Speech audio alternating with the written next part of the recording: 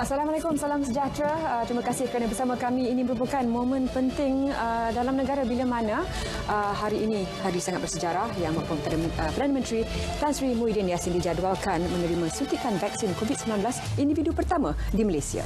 Yang sekaligus melancarkan program imunisasi COVID kebangsaan dan ia merupakan program imunisasi terbesar yang pernah dijalankan di Malaysia bila mana kita menjangkakan 32 juta dos vaksin Pfizer-BioNTech yang akan tiba di Malaysia. Telah pun ada bekalan yang sampai lebih awal dari yang dijadualkan, Leah. Dan pastinya ramai yang juga telah mengikuti perkembangan bila mana tibanya vaksin ke Malaysia pada hari Ahad lalu, dan hari ini kita harapkan semuanya berjalan dengan baik dan kami akan bawakan perincian aturan acara yang akan berlangsung di lokasi sebentar lagi. Ya, kita akan ikuti proses dia yang akan merupakan proses sama yang akan juga melibatkan tuan-tuan dan puan-puan warga negara Malaysia, di mana proses ini akan juga anda lalui apabila tibanya giliran anda untuk mendapat vaksin ini nanti. Proses ini mungkin juga melibatkan kaum keluarga yang lebih berusia, jadi pastikan anda memberikan informasi secukupnya kepada mereka kerana mereka mungkin antara yang lebih awal dari kalangan ahli keluarga anda menerima vaksin ini. Bercakap tentang memberikan informasi, sudahkah anda memastikan ataupun update aplikasi MySejahtera anda? Anda bercakap tentang aplikasi, anda juga boleh mengikuti saya ini secara langsung melalui aplikasi MyClick dan juga secara di siaran digital berita RTM saluran MyFreeview 123. Ya, vaksin ini sebenarnya, Leha, membawa 1001 persoalan juga pada awalnya dan kami harap sebagai barisan hadapan media kami mampu untuk menjawab segala persoalan anda. Dapatkan info yang sahih berkaitan dengan vaksin ini.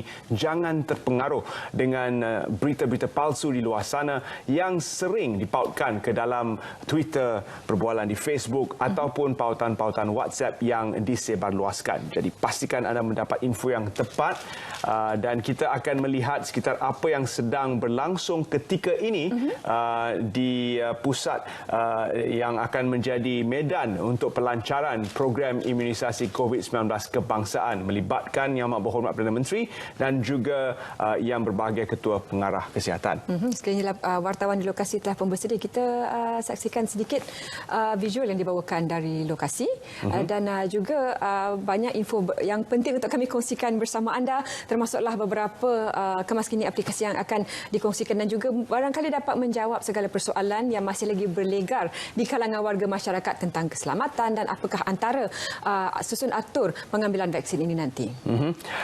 Ini merupakan lokasi di mana suntikan vaksin COVID-19 pertama akan diberikan di Malaysia dan venue ini menyaksikan ketibaan yang berbahagia Ketua Pengarah Kesihatan yang juga menjadi jurucakap utama bagi menyebarluaskan maklumat berkaitan dengan COVID-19 sepanjang tempoh kita bergelut dengan pandemik ini. Jadi yang berbahagia Ketua Pengarah ini merupakan antara tokoh yang akan menerima suntikan pertama dos Pfizer-BioNTech hari ini.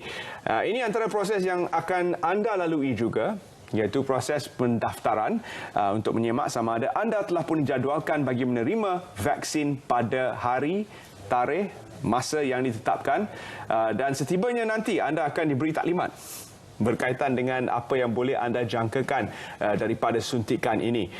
Dan setelah menerima suntikan vaksin sekalipun anda tidak boleh meninggalkan pusat vaksin, anda terpaksa berada di situ untuk tempoh 15 minit sekurang-kurangnya bagi melihat keadaan anda, memastikan anda sihat, tidak ada kesan sampingan yang melampau akibat penerimaan vaksin ini. Dan sebenarnya simulasi di PPV ataupun pusat pemberian vaksin telah pun dilakukan semalam oleh YB Kari Jamaluddin dan juga tim beliau untuk melihat sejauh mana aturan acara dari segi tempoh masa dan apa antara yang boleh dikemaskinikan lagi sebaik saja program imunisasi COVID-19 kebangsaan ini dilancarkan sepenuhnya.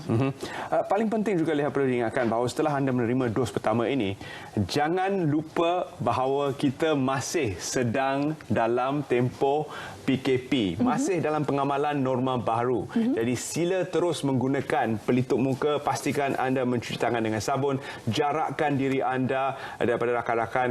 Kita belum sampai di garisan penamat lah, kata orang. Kita harus terus mengamalkan SOP-SOP kerana belum tiba masanya di mana semua warga negara, semua penduduk di dalam Malaysia ini menerima vaksin tersebut.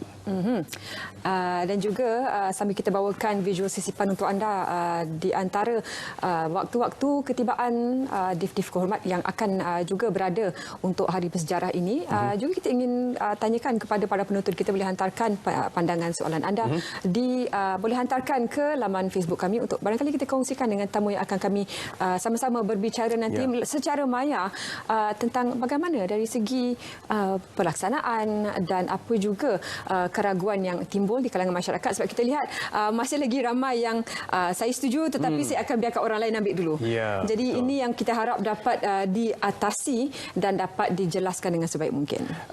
Kiranya juga kita bernasib baik kerana kita menerima bekalan pada tarikh ini, di mana di seluruh dunia telah pun ada negara-negara yang telah pun memulakan program imunisasi masing-masing. Seperti di Amerika Syarikat, ada dijadualkan bahawa proses ini akan berterusan dan pada bulan April mereka akan mencapai bayangan immunity kelompok meskipun menghadapi kesukaran dari segi cuaca. Jadi sudah pun ada jutaan orang di seluruh dunia yang menerima suntikan vaksin COVID-19 ini. Jadi ini merupakan suatu yang boleh kita ambil sebagai contoh data-data yang terkumpul daripada seluruh dunia untuk melihat keberkesanan vaksin ini. Dan sekiranya anda telah bersedia terus bersama kami, kita akan berikan dahulu sisipan, kita recap dan kita ulang semula. Kita segarkan minda anda semula dengan visual ketibaan vaksin pada hari Ahad lalu. Kita saksikan.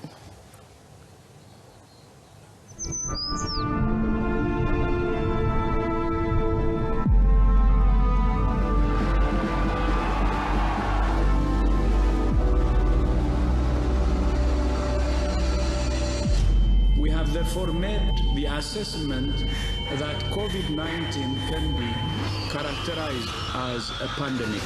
Hari ini, Perintah Kawalan Pergerakan dilaksana di seluruh negara bangsa merupakan salah seorang daripada 2 kematian kes. Saudara-saudari dan anak-anak hanya perlu berada di rumah.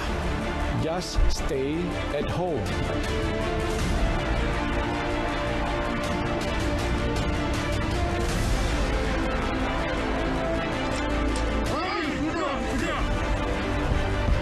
Kami sudah bersedia. Kami sudah sedia. Kami sudah bersedia. Kami sudah sedia. Kami sudah bersedia. Kami sudah sedia. Kami sudah bersedia. Kami sudah bersedia. Kami juga Sudah bersedia. Kamu sedia ke? kita sudah bersedia.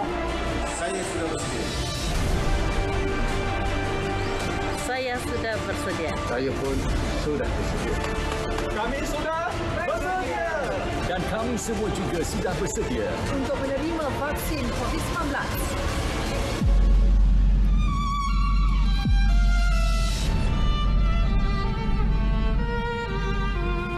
Ya, kami pasti anda juga telah bersedia untuk menerima vaksin COVID-19. Ketibaannya merupakan satu momen yang bersejarah di mana kapal terbang yang dilengkapi khas untuk membawa vaksin Pfizer-BioNTech ini telah pun tiba di tanah air membawa dos-dos yang pertama yang akan digunakan hari ini sempena dengan pelancaran program imunisasi COVID-19 kebangsaan. Ada yang bertanyakan begitu besar sekali sambutannya ataupun cara pengendaliannya kerana ini vaksin yang sangat berharga. Jadi kita bawakan visual kepada anda untuk kita lihat kembali apa yang berlaku pada hari Ahad lalu, ketibaan vaksin ke Malaysia.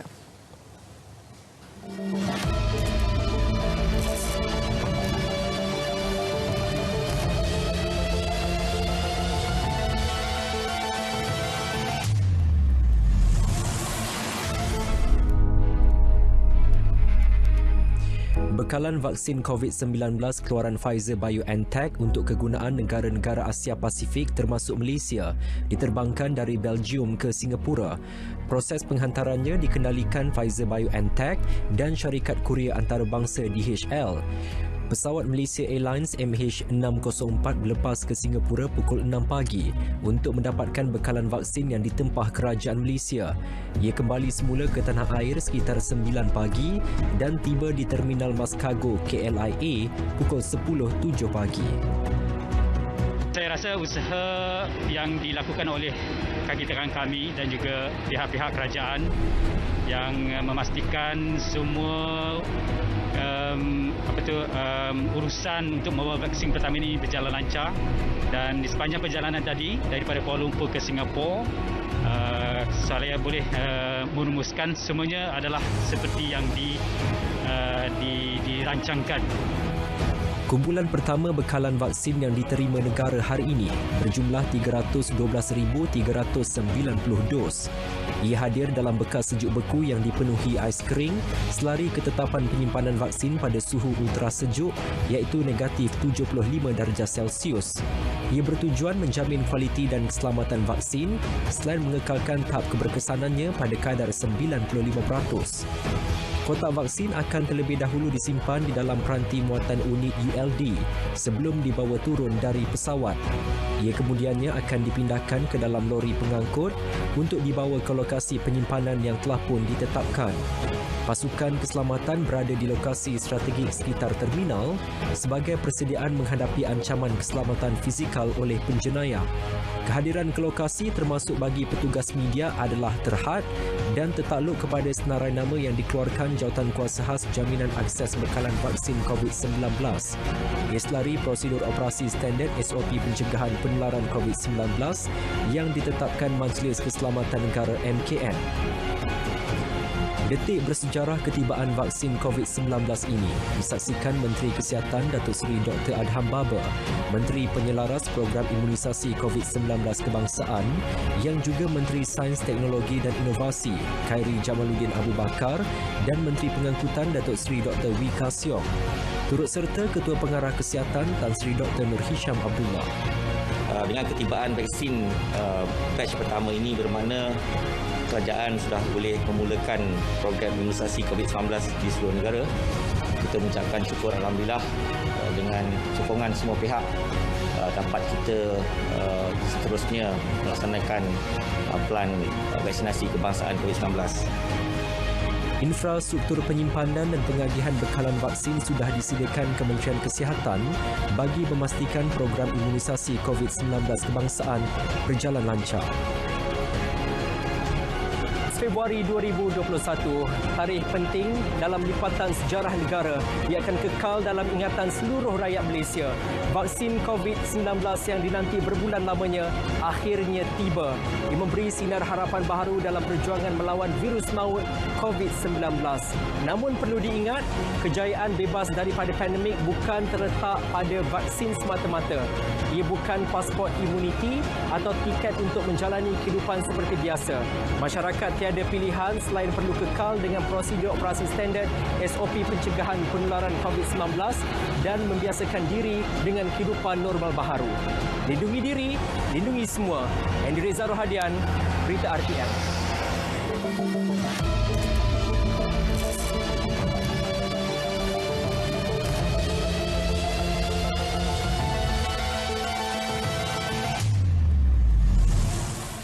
Balik kembali bersama kami untuk pelancaran khas dari segi program imunisasi COVID-19 yang akan berlangsung sebentar lagi. Apapun sekarang ini kita masih lagi menyaksikan ketibaan menteri-menteri kabinet yang berada di lokasi, dan kalau kita boleh bawakan visual kepada anda sekarang, Menteri Kesihatan yang berhormat Datuk Seri Dr. Adham Baba yang juga terlibat secara langsung dalam proses mendapatkan bekalan vaksin ini.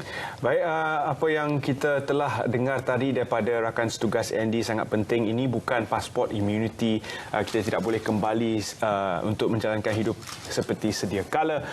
Ini adalah suatu yang penting kerana selama ini kita bersabar dengan ketakutan terkena wabak dan jangkitan COVID-19. Tapi selepas ini kita bersabar dengan harapan bahawa kita akan kembali seperti biasa.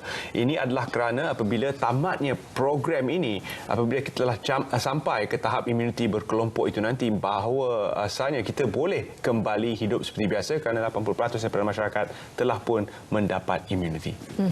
Dan pastinya matlamatnya adalah untuk memastikan semuanya lancar, selamat, teratur dan berkesan dalam membendung serta menamatkan pandemik COVID-19 yang bukan sahaja melibatkan begitu banyak kekangan di Malaysia, tapi juga melibatkan situasi global, dan kita harapkan dengan adanya dengan dapat kita lancarkan pelancaran program imunisasi ini, semuanya dapat berjalan mengikut jadual dan ini juga dapat memberikan simbolik kepada masyarakat bahawa proses vaksinasi ini selamat dan tidak perlu dirisaukan. Yang Berhormat Menteri Kesihatan sedang bertemu bual sedikit bersama dengan petugas Barisan Hadapan yang terlibat secara langsung dalam pemberian suntikan pertama nanti, dan ini merupakan seorang individu yang cukup penting dan beliau juga terlibat sebagai sebahagian daripada lipatan sejarah kerana adalah individu yang memberi suntikan pertama vaksin COVID-19 di Malaysia.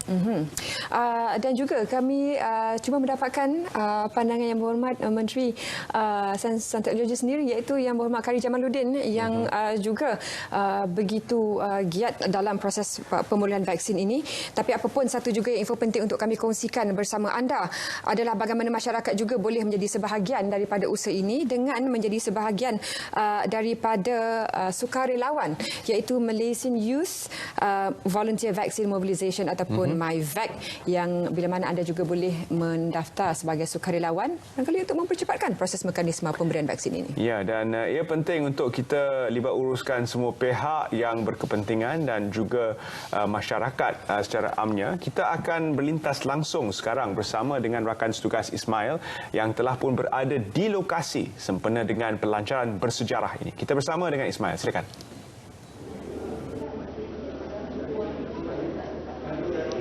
Terima kasih rakan-rakan penyampai di Angkasa Puri. Bismillahirrahmanirrahim. Assalamualaikum warahmatullahi wabarakatuh dan selamat petang.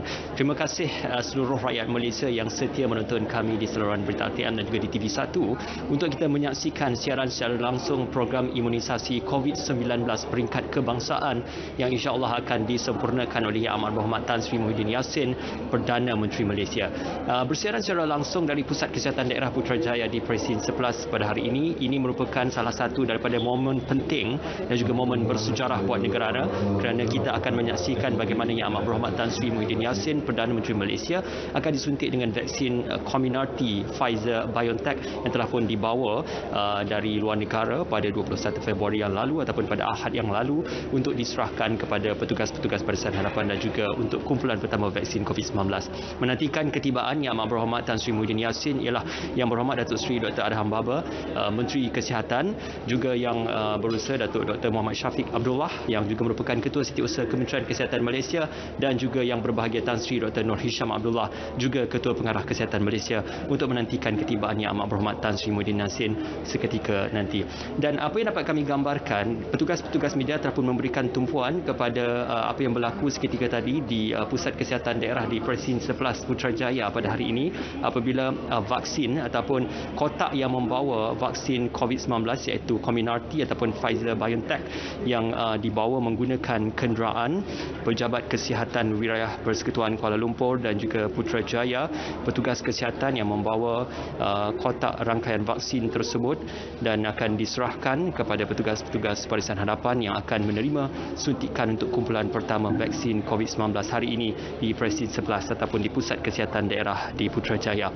Yang menariknya, untuk kita bercerita tentang bagaimana penyimpanan bagi vaksin Pfizer-BioNTech ataupun Comirnaty ini dengan julat suhu yang telah pun ditetapkan antara negatif 60 darjah Celsius kepada negatif 90 darjah Celsius.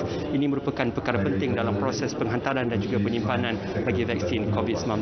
Dan di Pusat Kesihatan Daerah Putrajaya ataupun di Presiden 11 ketika ini, tetamu-tetamu kenamaan yang lain akan mula tiba dan juga akan menyambut ketibaan Yang Amat Berhormat Tan Sri Muhyiddin Yassin untuk kita menyempurnakan acara penting dan juga bersejarah buat negara pada petang ini. Ini gambaran yang dapat kami bawakan bersama dengan anda. Vaksin yang telah pun tiba ataupun kotak rangkaian vaksin yang telah pun tiba disimpan dalam kotak takat sejuk beku untuk memastikan agar suhunya itu tidak terdedah kepada suhu persekitaran. Dan apa yang penting tentang vaksin ini juga, apabila ia mula dibuka, setiap vial yang dibuka itu akan mempunyai masa durasi sehingga 6 jam untuk memastikan bahawasanya kesan dan juga keberkesanan vaksin itu tidak akan terjejas dari perubahan suhu persekitaran yang berlaku apabila mula dibuka daripada kotak rangkaian vaksin kemudian didedahkan kepada suhu persekitaran dan juga suhu bilik terutamanya. Ini merupakan salah satu daripada proses-proses yang perlu dipatuhi dalam usaha kita untuk memastikan agar proses pemberian vaksinisasi dan juga proses imunisasi ini akan dapat berjalan dengan lancar. Di Pusat Kesihatan Daerah Putrajaya di Presin 11 ketika ini, para petugas media juga sedang menantikan dan juga sedang menunggu ketibaan Yang Amat Berhormat Tan Sri Muhyiddin Yassin. Dan perkongsian visual vaksin yang akan kami bawakan seketika nanti. Para petugas kesihatan ataupun jururawat kesihatan yang akan ditugaskan untuk menyempurnakan atur cara bagi suntikan vaksin COVID-19 buat pertama kalinya di Malaysia. Hari ini, Sister Lina Ibrahim yang juga merupakan jururawat kesihatan di Putrajaya akan ditugaskan dan juga akan disempurnakan pemberian vaksin tersebut. Itu dia antara vial vaksin yang dibuka dari kotak rangkaian vaksin tersebut.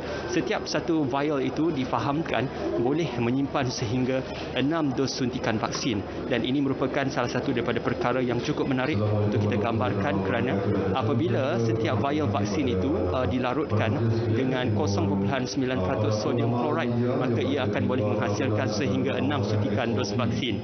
Dan ini merupakan salah satu daripada atur cara dan juga protokol yang perlu dipatuhi supaya tidak berlaku sebarang pembaziran dari segi pemberian vaksinisasi ataupun vaksin COVID-19. Dan masih lagi kita menantikan ketibaan tetamu-tetamu kenamaan dan juga tetamu-tetamu yang lain untuk menyempurnakan atur cara bagi program imunisasi COVID-19 peringkat kebangsaan. Dan hari ini juga kita nak membawakan gambaran yang lebih penting, kerana program imunisasi COVID-19 peringkat kebangsaan ini merupakan inisiatif yang telah pun digerakkan oleh Kementerian Kesihatan Malaysia, Kementerian Sains, Teknologi dan Inovasi untuk memastikan agar setiap rakyat Malaysia dapat menerima baik dan juga menjadi antara lain kumpulan yang sukarela untuk mendapatkan vaksin COVID-19 pada petang ini, ataupun dalam kumpulan pertama kemudian diteruskan kepada kumpulan kedua dan juga kumpulan ketiga. Ya, ketika ini kita juga menyaksikan Yang Berhormat Khairi Jamaluddin yang juga merupakan Menteri Penyelaras bagi program imunisasi COVID-19 peringkat kebangsaan, juga Menteri Sains, Teknologi dan Inovasi bersama dengan Yang Berhormat Datuk Seri Dr. Arham Baba, Menteri Kesihatan Malaysia, untuk menyambut ketibaan Yang Amat Berhormat Tan Sri Muhyiddin Yassin berada di pintu masuk utama di Pusat Kesihatan Daerah di Presin 11 Putrajaya.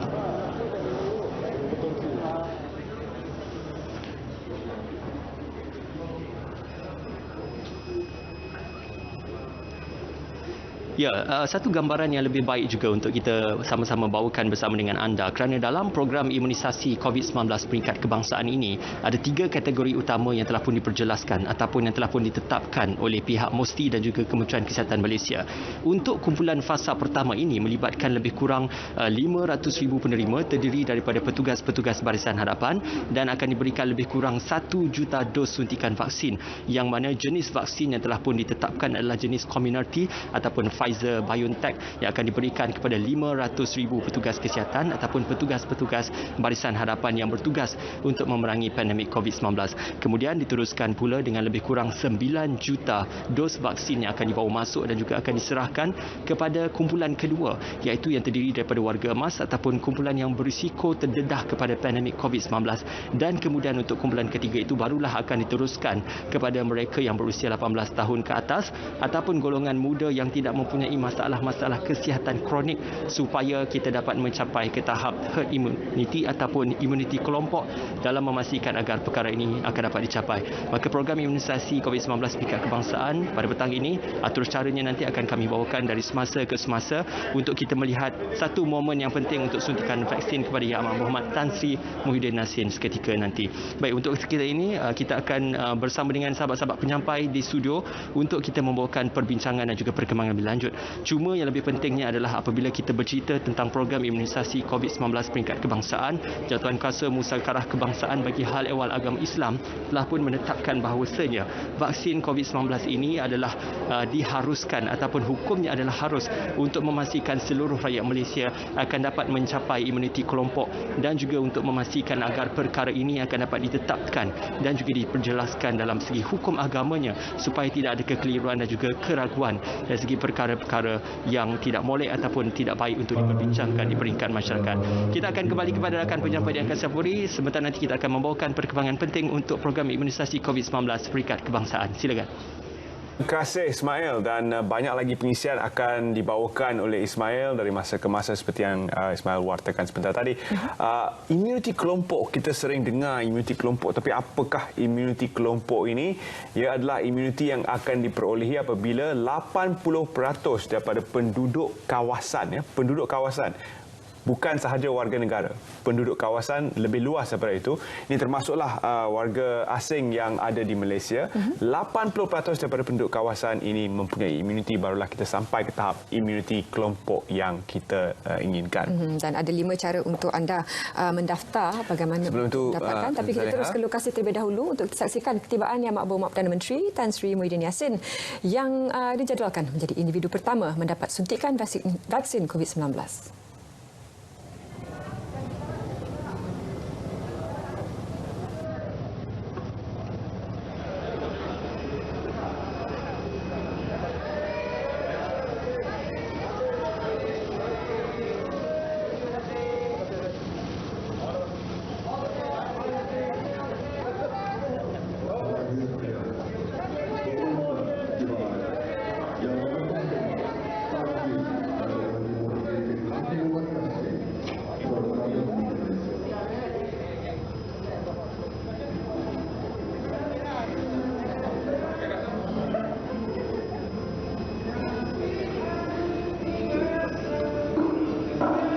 Pak Muhammad Tan Sri, sebelum ini... Sekarang kita saksikan ketibaan Yang Amat Berhormat Tan Sri Muhyiddin Yassin disambut oleh Yang Berhormat Khairi Jamaluddin dan juga Yang Berhormat Datuk Seri Dr. Adham Baba di pintu masuk utama Pejabat Kesihatan Daerah Presin 11 Putrajaya.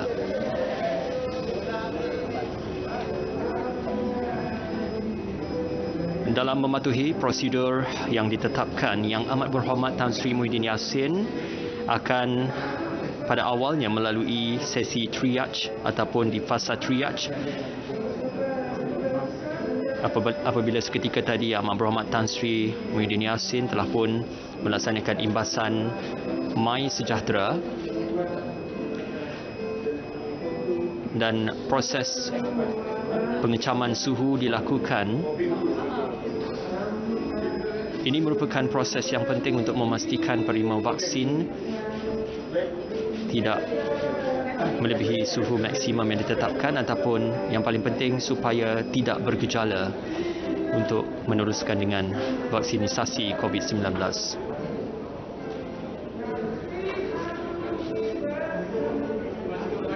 Mengimbas kod My Sejahtera, amalan yang sudah pun dilaksanakan sejak dari tahun lalu, dan pembangunan aplikasi ini buat ketika ini sudah pun dipanjangkan untuk proses pendaftaran bagi program imunisasi COVID-19 peringkat kebangsaan.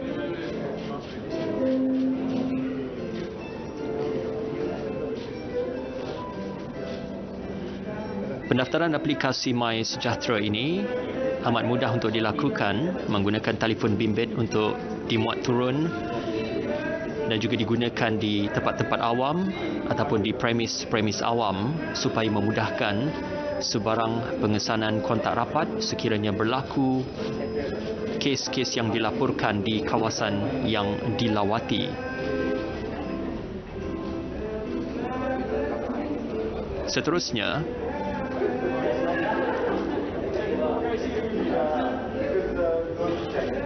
proses pengesahan bagi penerima vaksin membawa identiti pengenalan diri ataupun kad pengenalan untuk disahkan identiti penerima vaksin.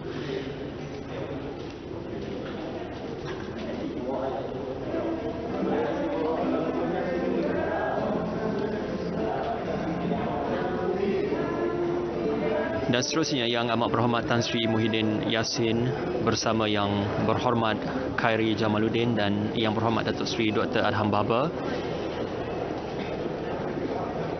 dibawa dan juga diiringi menuju ke auditorium untuk sesi taklimat program imunisasi COVID-19 peringkat kebangsaan.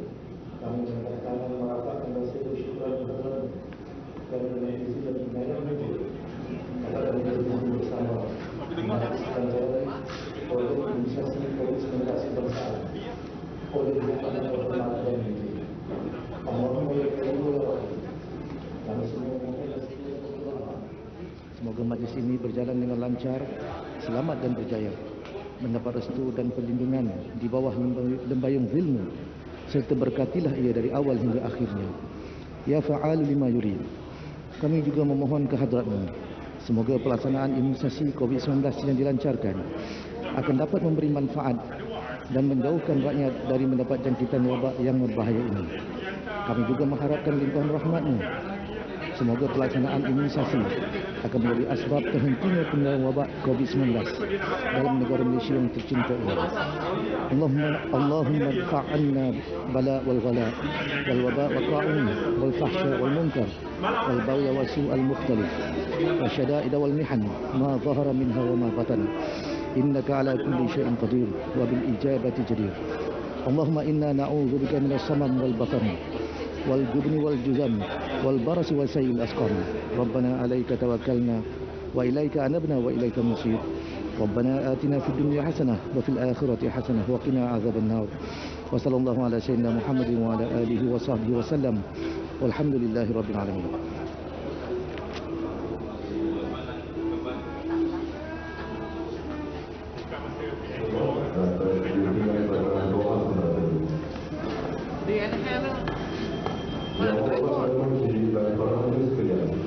Alhamdulillah, syukur kepada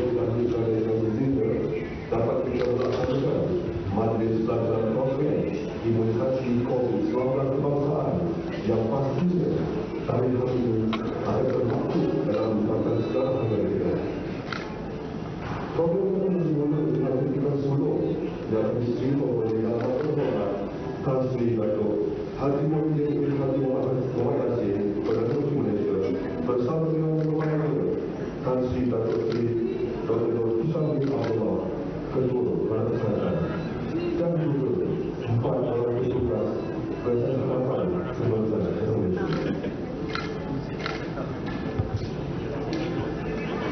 Para hadirin sekalian, seterusnya, mari kita saksikan video tentang pelaksanaan pemberian vaksin COVID-19. Mari saksikan.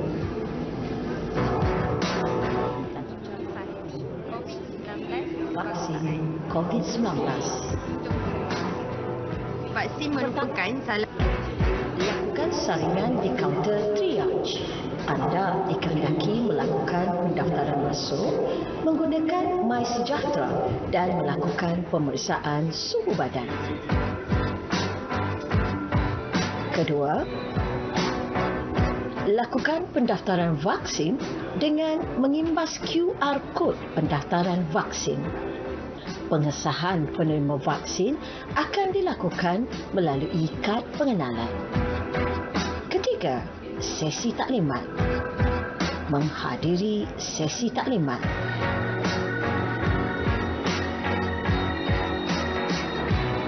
Keempat, melengkapkan borang persetujuan penerimaan vaksin atau consent form.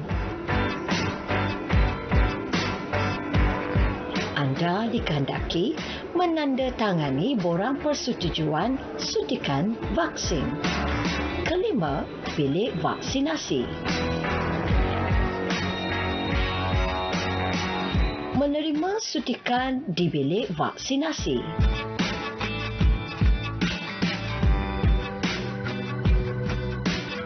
Setelah menerima suntikan, anda dikehendaki mengimbas QR Code nombor siri vaksin. Keenam, sesi pemantauan. Anda akan dipantau oleh anggota kesihatan selama 15 hingga 30 minit untuk melihat sekira berlakunya kesan sampingan. Ketujuh, temu janji. Anda akan diberikan temu janji bagi suntikan dos kedua.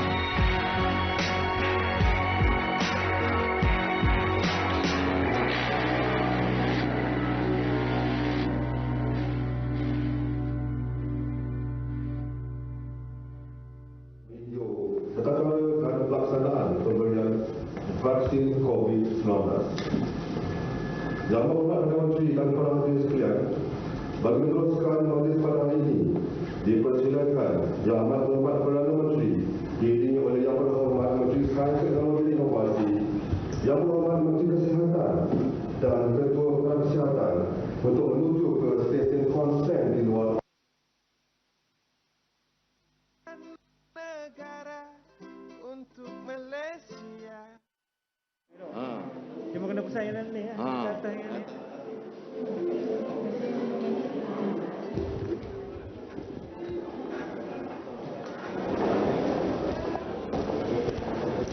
Baik, dapat kita saksikan Yang Amat Berhormat Tan Sri Muhyiddin Yassin berjalan keluar dari Dewan Auditorium untuk kembali ke stesen deklarasi ataupun stesen untuk mendapatkan borang consent form ataupun borang kebenaran untuk mendapatkan vaksin COVID-19. Ini satu perkara yang perlu untuk diberikan perhatian kerana dalam proses ataupun protokol kesihatan dan juga susun atur yang telah pun diguna pakai dalam program imunisasi COVID-19 peringkat kebangsaan, borang kebenaran ataupun borang persetujuan untuk mendapatkan vaksinisasi COVID-19 perlu untuk ditandatangani dan juga perlu untuk disempurnakan oleh penerima vaksin kerana antara elemen-elemen penting yang diperjelaskan dalam borang vaksin tersebut adalah tentang bagaimana Jawatankuasa Muzakarah Kebangsaan telah pun menetapkan hukum harus bagi pengambilan vaksin COVID-19. Kemudian beberapa soalan yang perlu dijawab antaranya adakah para penerima mempunyai alahan terhadap sebarang bentuk ubat-ubatan ataupun sebarang bentuk vaksin dan juga mengalami sebarang masalah kesihatan yang bergejala yang boleh dikenal pasti. Dan di sini ataupun di stesen ini juga pegawai perubatan akan melakukan oral evaluation ataupun penerangan secara lisan dan juga penilaian secara lisan tentang status kesihatan bagi para penerima. Adakah penerima itu antaranya mempunyai masalah kesihatan sebelum datang untuk menerima vaksin, mempunyai masalah kesihatan kronik ataupun mempunyai interaksi ubat-ubatan. Jadi apabila selesai proses oral evaluation ataupun penjelasan secara lisan dan juga penerangan secara lisan serta pemahaman secara lisan tersebut, maka penerima vaksin akan terus menandatangani dan juga akan mengisi setiap kotak kebenaran ataupun kotak deklarasi sekiranya mempunyai sebarang gejala ataupun petanda-petanda yang tidak memungkinkan mereka untuk mendapatkan vaksin COVID-19.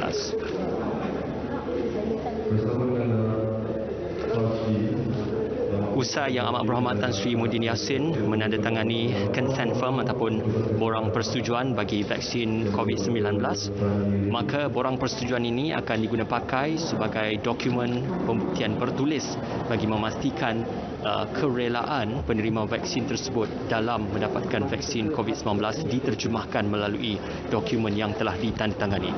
Seterusnya Yang Amat Berhormat Tan Sri Muhyiddin Yassin ke stesen suntikan vaksin COVID-19. Inilah dia, seluruh rakyat Malaysia memberikan perhatian penuh. Individu terawal yang akan menerima suntikan vaksin COVID-19, Yang Amat Berhormat Tan Sri Muhyiddin Yassin, Perdana Menteri Malaysia. Penerangan diberikan oleh Sister Lina Ibrahim, seorang jururawat kesihatan di Putrajaya ataupun di Pejabat Kesihatan Putrajaya. Beliau telah pun bertugas lebih kurang selama 23 tahun dalam karier perkhidmatannya bagi bidang perubatan dan 5 tahun di Pejabat Kesihatan Putrajaya, dan beliau juga antara jururawat kesihatan yang selalu melaksanakan ataupun kerap melaksanakan proses vaksinisasi dan juga proses imunisasi kebangsaan sebelum ini. Jadi perkara yang penting untuk perlu diperhalusi tentang prosedur bagi suntikan vaksin COVID-19 ini, bagi COVID-19 ataupun vaksin COVID-19 menggunakan picagari low dead volume ataupun LD gunakan apabila low dead volume itu digunakan untuk mengurangkan pembaziran apabila kalau penggunaan picagari biasa 0.08 ml lebihan cecair akan dihasilkan dalam picagari yang biasa. Namun untuk low dead volume ataupun low dead volume syringe ini, ia dapat mengurangkan 0.08 ml pembaziran cecair khususnya kepada vaksin COVID-19. Dan picagari ini kebiasaannya digunakan untuk pemberian insulin dan juga untuk beberapa perkara-perkara imunisasi yang digunakan bagi ini merupakan amalan dan juga protokol biasa bagi dicabut keluar. Alhamdulillah sempurna sudah proses suntikan dos pertama bagi vaksin Comirnaty Pfizer-BioNTech untuk Yang Amat Berhormat Tan Sri Muhyiddin Yassin. Ini satu gambaran yang membuka mata seluruh rakyat Malaysia tentang bagaimana kesudian Yang Amat Berhormat Tan Sri Muhyiddin Yassin untuk menjadi individu terawal bagi menerima vaksin ini dalam kita mendidik dan juga mengajak seluruh rakyat dan juga masyarakat Malaysia supaya menerima vaksin COVID-19 dalam kita mencapai imuniti kelompok. Yang Amat Berhormat Tan Sri Muhyiddin Yassin memegang kad yang tertulis lindung diri, lindung semua, dan juga memegang surat dan juga borang kebenaran ataupun consent form bagi proses protokol biasa untuk imunisasi COVID-19 peringkat kebangsaan. Untuk amalan yang telah pun digariskan oleh pihak Kementerian Kesihatan Malaysia, selepas vaksin COVID-19 diberikan, akan ada jeda masa sehingga 30 minit untuk setiap penerima supaya berehat terlebih dahulu untuk memastikan agar sebarang tindak balas ataupun reaksi ataupun kesan-kesan alahan segera yang boleh berlaku terhadap tubuh badan penerima akan dapat dikenal pasti oleh pegawai perubatan di pusat kesihatan yang memberikan vaksin tersebut. Jadi 30 minit itu adalah masa untuk penerima berehat dan memastikan sekiranya ada sebarang tindak balas ataupun reaksi badan terhadap penerimaan vaksin COVID-19 tersebut perlu dimaklumkan kepada pegawai perubatan yang mengesahkan pemberian vaksin bagi COVID-19. Ya, itu dia dapat kita gambarkan bersama dengan anda. Ini momen dan juga saat yang cukup berharga dan juga menjadi permulaan kepada program imunisasi COVID-19 peringkat kebangsaan. Yang Amat Berhormat Tan Sri Muhyiddin Yassin, individu terawal yang menerima vaksin Comirnaty Pfizer-BioNTech yang dibawa masuk ke Malaysia beberapa hari yang lalu dengan lebih 312,000 dos suntikan yang dibawa. Dan ini pula merupakan frontliner yang menerima vaksin COVID-19 terawal dalam kelompok ataupun kohort kumpulan yang pertama untuk petugas barisan hadapan.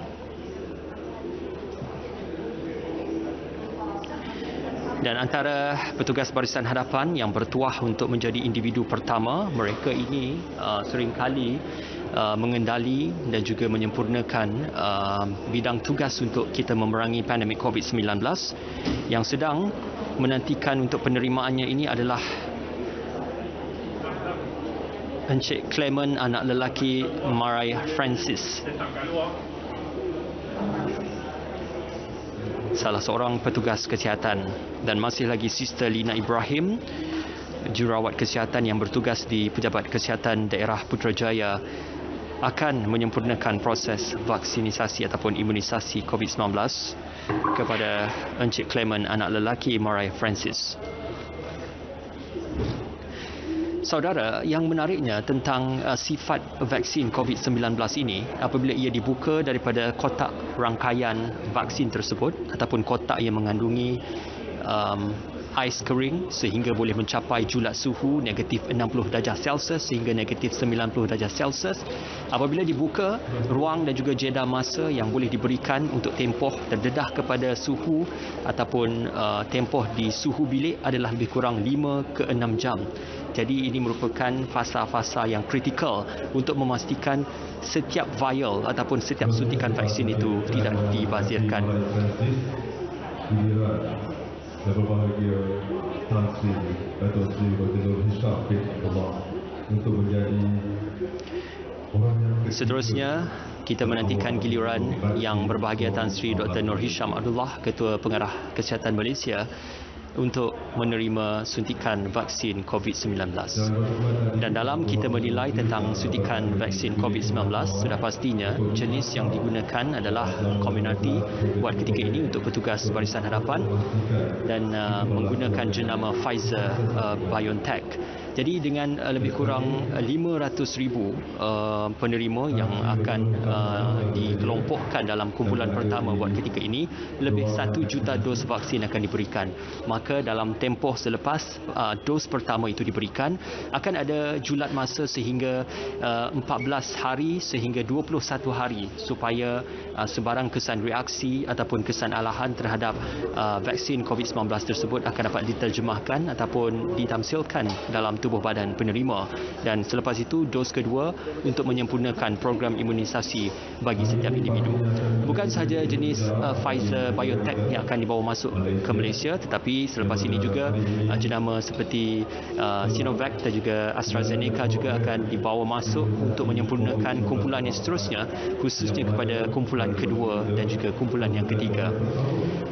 Untuk hal dan juga perihal picagari yang digunakan, Kementerian Kesihatan Malaysia melalui Yang Berhormat Datuk Seri Dr. Adham Baba telah pun mengumumkan lebih 20 juta picagari ataupun suntikan picagari dibawa masuk ke Malaysia, iaitu low dead volume syringe ataupun picagari low dead volume yang digunakan khas bagi pemberian vaksin COVID-19, kerana dengan penggunaan picagari khas ini ia dapat mengurangkan pembaziran bagi setiap titisan vaksin COVID-19 yang diberikan kepada penerima. Apa yang penting, perbandingannya itu amat spesifik, kerana kalau kita membandingkan kepada picagari biasa dengan penggunaan 0.08 ml yang selalunya akan dibiarkan di bahagian ruang antara jarum dan juga picagari tersebut, tetapi untuk low dead volume syringe ini ia akan memastikan 0 ataupun 0.08 ml itu akan dapat dikurangkan supaya tidak akan berlaku sebarang pembaziran bagi setiap titisan vaksin COVID-19 yang akan diberikan kepada penerima. Dan yang menariknya juga untuk kita gambarkan bersama dengan anda di Pusat Kesihatan Daerah di Putrajaya pada kali ini adalah tentang bagaimana komitmen yang ditunjukkan oleh para petugas pejabat kesihatan daerah Putrajaya untuk memastikan setiap protokol dan juga prosedur yang perlu untuk dipatuhi. Sebelum kita mendaftar untuk menjadi penerima vaksin COVID-19, ada beberapa perkara yang perlu dipatuhi, khususnya kepada golongan yang berisiko tinggi ataupun golongan yang dikecualikan daripada untuk mendapatkan vaksin COVID-19. Buat ketika ini, menurut kepada bahagian penyelidikan di Kementerian Kesihatan Malaysia, belum ada sebarang pembuktian kepada ujian vaksin COVID-19 yang akan dilakukan kepada individu berusia di bawah 18 tahun ataupun kepada golongan kanak-kanak khususnya. Disebabkan itu, dengan peruntukan yang telah pun diletakkan oleh pihak kerajaan dalam belanjawan 2021 sebanyak lebih 3 bilion ringgit untuk memastikan lebih daripada 80% rakyat Malaysia mendapat ataupun mencapai kepada tahap imuniti kelompok dan juga untuk mencapai tahap herd immunity tersebut. Jadi dalam hal ini kita memberikan vaksin terlebih dahulu kepada golongan petugas barisan hadapan, kemudian kepada golongan warga emas, diteruskan kepada golongan dewasa yang berusia 18 tahun ke atas. Cuma ada beberapa golongan juga yang akan turut diberikan perhatian penuh, khususnya kepada mereka yang berisiko mempunyai penyakit-penyakit yang sudah pun berada dalam tubuh badan, penyakit 3 serangkai, immunocompromised dan juga mereka yang mempunyai beberapa kesan ataupun reaksi terhadap ubat ataupun alahan terhadap ubat yang akan diberikan perhatian penuh oleh pakar-pakar perubatan ataupun pegawai perubatan.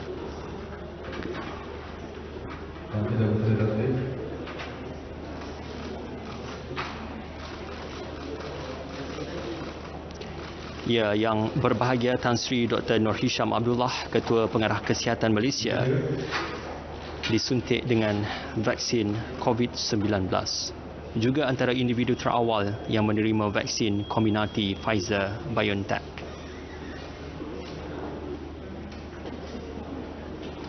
Selesai sudah sudah Tan Sri Dr. Hisham mendapatkan kod jempol tanda dia selesa lepas menerima vaksin dan akan menuju terus ke bilik pemantauan.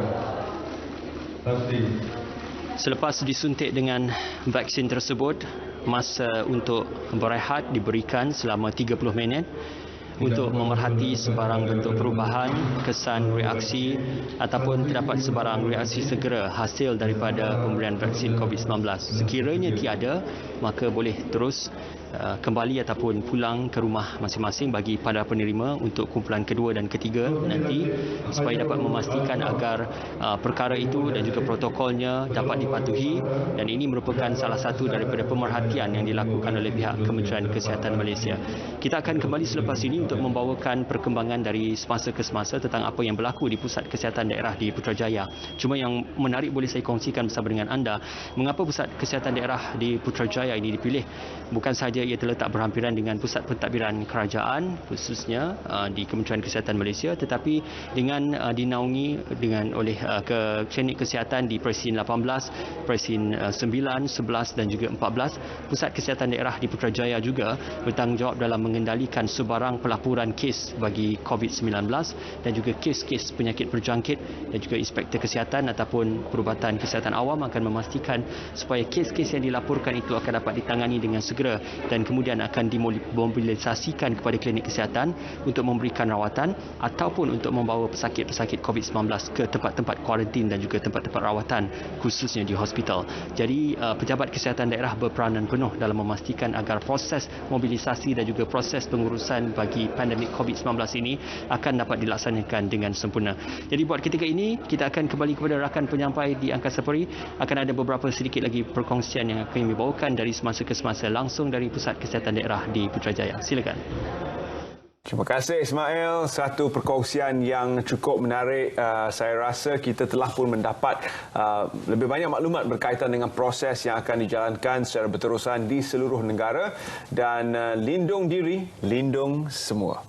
Dan ada 5 cara untuk anda mendaftar dan membuat temujanji untuk vaksinasi ini walaupun telah pun diberikan secara fasa. Satunya pasti anda mengemas kini aplikasi MySejahtera untuk memberikan butiran peribadi anda, dan juga secara talian hotline yang akan diumumkan kepada rakyat Malaysia tidak lama lagi. Juga menerusi program bantuan outreach yang akan dijalankan oleh pihak kementerian. Juga menerusi laman sesawang vaksincovid.gov.my, juga dari segi usaha pendaftaran di fasiliti kerajaan dan swasta. Apapun tahniah kepada Yang Amat Perdana Menteri yang telah pun selesai mendapatkan suntikan pertama vaksin COVID-19, diikuti dengan KP Kesihatan kita Tan Sri Nur Hisham. Kita nampak tadi dari segi susun atau acaranya amat cepat, walaupun selepas suntikan itu ada ruang pemerhatian yang diambil, dan kita harapkan ini dapat memberikan lebih motivasi lagi kepada masyarakat untuk sama-sama tampil dan cuba mendapat secepat mungkin imuniti kumpulan yang kita inginkan. Jadi dengan itu kita telah pun menunjukkan kepada anda prosesnya. Maka satu lagi berita palsu telah dapat kita tangani dengan menunjukkan proses tadi. Ada berita palsu yang mengatakan terpaksa menunggu 1 hari untuk mendapat dos vaksin. Namun ketika kita memaparkan tadi proses dan langkah-langkah yang akan anda ikuti, sudah pasti anda sedia maklum bahawa ia mengambil masa yang agak singkat. Selepas menerima vaksin, anda perlu tunggu 15 minit sekurang-kurangnya untuk melihat tindak balas vaksin itu kepada badan anda. Sama ada anda mempunyai alahan ataupun sebaliknya kepada kandungan di dalam vaksin itu. Dan sekiranya anda mempunyai alahan terhadap ubatan atau vaksin sebelum ini, anda harus maklumkan kepada doktor dan juga petugas-petugas kesihatan supaya kita boleh mencari alternatif lain. Sebagai contoh, di United Kingdom ada yang mempunyai alahan terhadap komponen di dalam vaksin Pfizer, maka mereka diberikan suntikan dengan vaksin AstraZeneca. Dan sebaik saja vaksin lain mendapat kelulusan dari badan regulatory yang berkenaan, ini dapat dipercepatkan lagi dari segi pengedaran dan juga pemberian vaksin kepada rakyat Malaysia. Kenapa kita perlu mengambil vaksin? Ada yang masih lagi bertanyakan berada di atas pagar, adakah selamat dan kenapa? Jadi ini perlu diperjelaskan kepada masyarakat kerana apabila diberikan untuk mengawal penularan dan semakin ramai masyarakat yang mendapat imuniti ataupun perlindungan antibody ini, ia dapat secara tidak langsung dapat melindungi mereka yang tidak layak untuk mendapat imunisasi ini. Betul ya. Sebab seperti yang kita sedia maklum, peringkat umur di atas 18 tahun sahaja yang layak untuk menerima vaksin ini.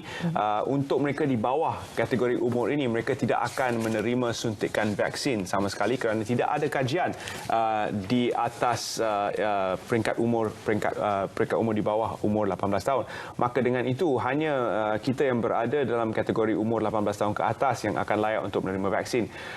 Ini menunjukkan bahawa bukan sahaja kumpulan ini tapi juga mereka yang mungkin sedang menjalani kemoterapi pada ketika ini, juga mereka dengan alahan-alahan tertentu dan juga mereka yang dinasihatkan oleh doktor tidak boleh tampil untuk menerima vaksin. Jadi ada kategori kumpulan warga negara Malaysia yang tidak akan layak untuk menerima vaksin, maka kita yang menerima akan melindungi mereka. Tanggungjawab komuniti sebenarnya, sebab walaupun ada di antara kita yang berumur 18 tahun ke atas masih lagi menyusukan bayi, jadi itu juga mereka yang tidak boleh mengambil vaksin pada ketika itu. Tapi apapun selain dari tampil untuk mendapatkan pendaftaran ataupun mendaftar untuk menerima vaksin tersebut, satu lagi cara untuk warga masyarakat terlibat adalah menjadi sebagai salah seorang sukarelawan yang boleh bertugas di antara 605 lokasi PPV yang memerlukan dari segi sokongan logistik warga tenaga untuk mempercepatkan lagi pengedaran vaksin ini. Salah satu soalan yang sering ditanya, kenapa tidak tunggu sahaja virus ini merebak dalam komuniti, semua orang kena COVID dan kemudiannya mempunyai imuniti semula jadi? Jawapannya mudah, kalau itu yang kita tunggu, maka kita perlu tunggu mungkin bertahun lamanya, satu.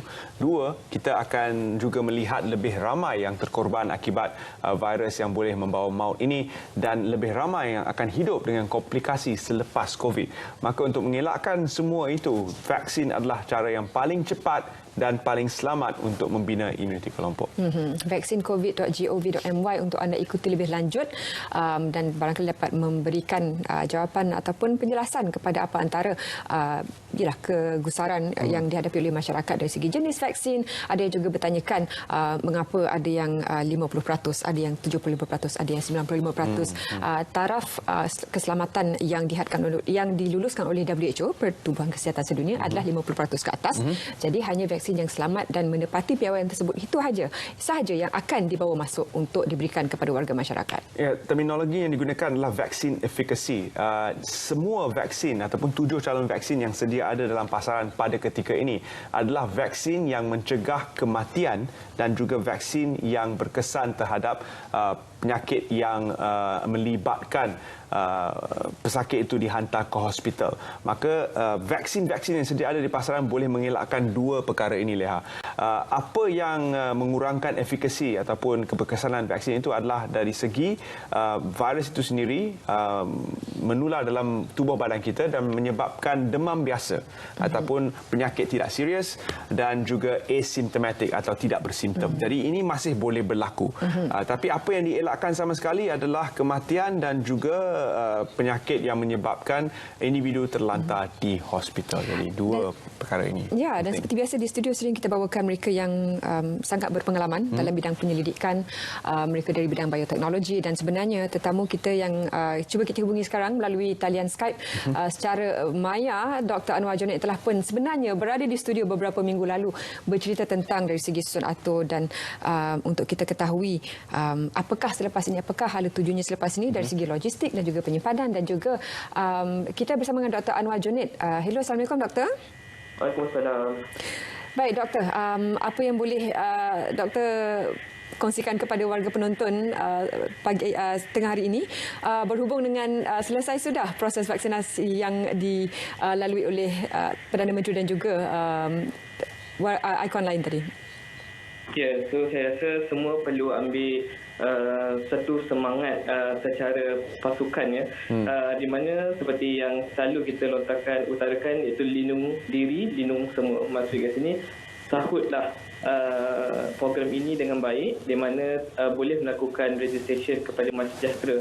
Sebab kita perlu melindungi keseluruhan rakyat Malaysia itu sendirilah, di mana kita seperti kita tahu tujuan vaccination ini dilakukan adalah untuk melindungi kesemua rakyat Malaysia, bukan sahaja individu yang berisiko, di mana langkah yang diambil oleh kerajaan ini perlu kita sambut dengan baik untuk melindungi diri kita serta keluarga kita, di mana berdasarkan penelitian yang telah dibuat oleh pihak Kementerian dalam meneliti keselamatan vaksin yang dibawa masuk ke negara, semestinya ia selamat dan kita perlu percaya, dan jangan sebarkan sebarang maklumat yang tidak tepat mengenai vaksin yang di mana boleh merosakkan program imunisasi dan seterusnya akan memberi impak yang lebih negatiflah kepada pembangunan negara dari segi ekonominya dan juga bebanan-bebanan tugas yang seperti kita tahu dan semasa yang dialami oleh pihak Kementerian Kesihatan itu sendiri.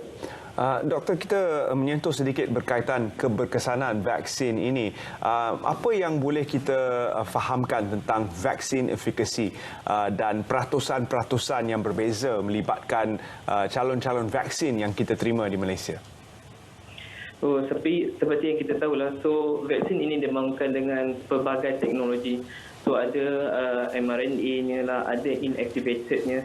Different teknologi semestinya akan memberi kesan yang berbeza kepada resipien itu sendiri. Jadi tidak heranlah dari segi efikasi yang kita kata, efikasi 95% ini, seperti yang kita tahu bagaimana calculation-nya adalah kes bagi orang yang tidak menerima vaksin ditolak dengan kes yang berlaku bagi penerima vaksin dibahagi dengan total number case bagi mereka yang tidak menerima vaksin, dan begitulah cara calculation itu dapat 95%, dan kita dapati peratusan itu berbeza mengikut vaksin yang dibangunkan setakat ini. Ia memang berlaku disebabkan oleh teknologi itu sendiri, dan juga risiko pesakit ataupun penerima vaksin itu juga memberi kita kata sumbangan kepada kenapa perbezaan peratusan ini berlaku. Walau bagaimanapun, apa yang kita dapat lihat, semua teknologi yang dibangunkan ini dan mendapat kelulusan under emergency use authorization dan boleh dibawa masuk ke negara ini menerusi penelitian FIA itu sudah menepati ciri-ciri keselamatan yang ditetapkan oleh WHO, which is kena menepati at least 50% efficacy. Doktor, satu lagi kerisauan yang timbul di kalangan masyarakat adalah berkaitan dengan varian-varian baru P1 dari Amerika Selatan, Brazil, dan juga B1351 di Afrika Selatan. Adakah kebimbangan yang dirasai ini berasas ataupun tidak? Semestinya kita tidak perlu bimbang, kerana seperti mana yang kita ketahui oleh syarikat Pfizer sebagai contohnya seringkali umumkan bahawa walaupun terdapat varian, namun vaksin mereka masih boleh diguna pakai, dan juga ditekankan lagi Pfizer bersedia untuk membangunkan seandainya perlu booster dose daripada untuk memastikan varian baru ini kita boleh memberikan perlindungan, kerana seperti kita tahu Pfizer teknologi hanya memerlukan lebih kurang 6 minggu dalam production vaksinnya, kerana hanya melibatkan kod-kod genetik mRNA itu sendiri. Jadi jangan risau, kerana setiap update dari segi ciri-ciri keselamatan, NPRI akan sentiasa meneliti antara pharmaceutical authority di semua negara yang wujud di dunia inilah, memastikan report-report semasa diambil bagi memastikan keselamatan itu boleh dijamin untuk rakyat kita. Terima kasih, Doktor. Terima kasih, Dr. Anwar. Dan selepas ini juga kita akan bincangkan bersama seorang wakil dari Institut Kanser Negara yang juga merupakan bila mana IKN dijadikan pusat simpanan vaksin. Tapi apa pun kita bawakan semula visual dari secara langsung dari pusat kesihatan di Putrajaya, di mana kita ingin saksikan apakah langkah selepas ini, sebaik saja tempoh pemerhatian ini selesai dijalankan. Kita bersama semula dengan rakan tugas Ismail.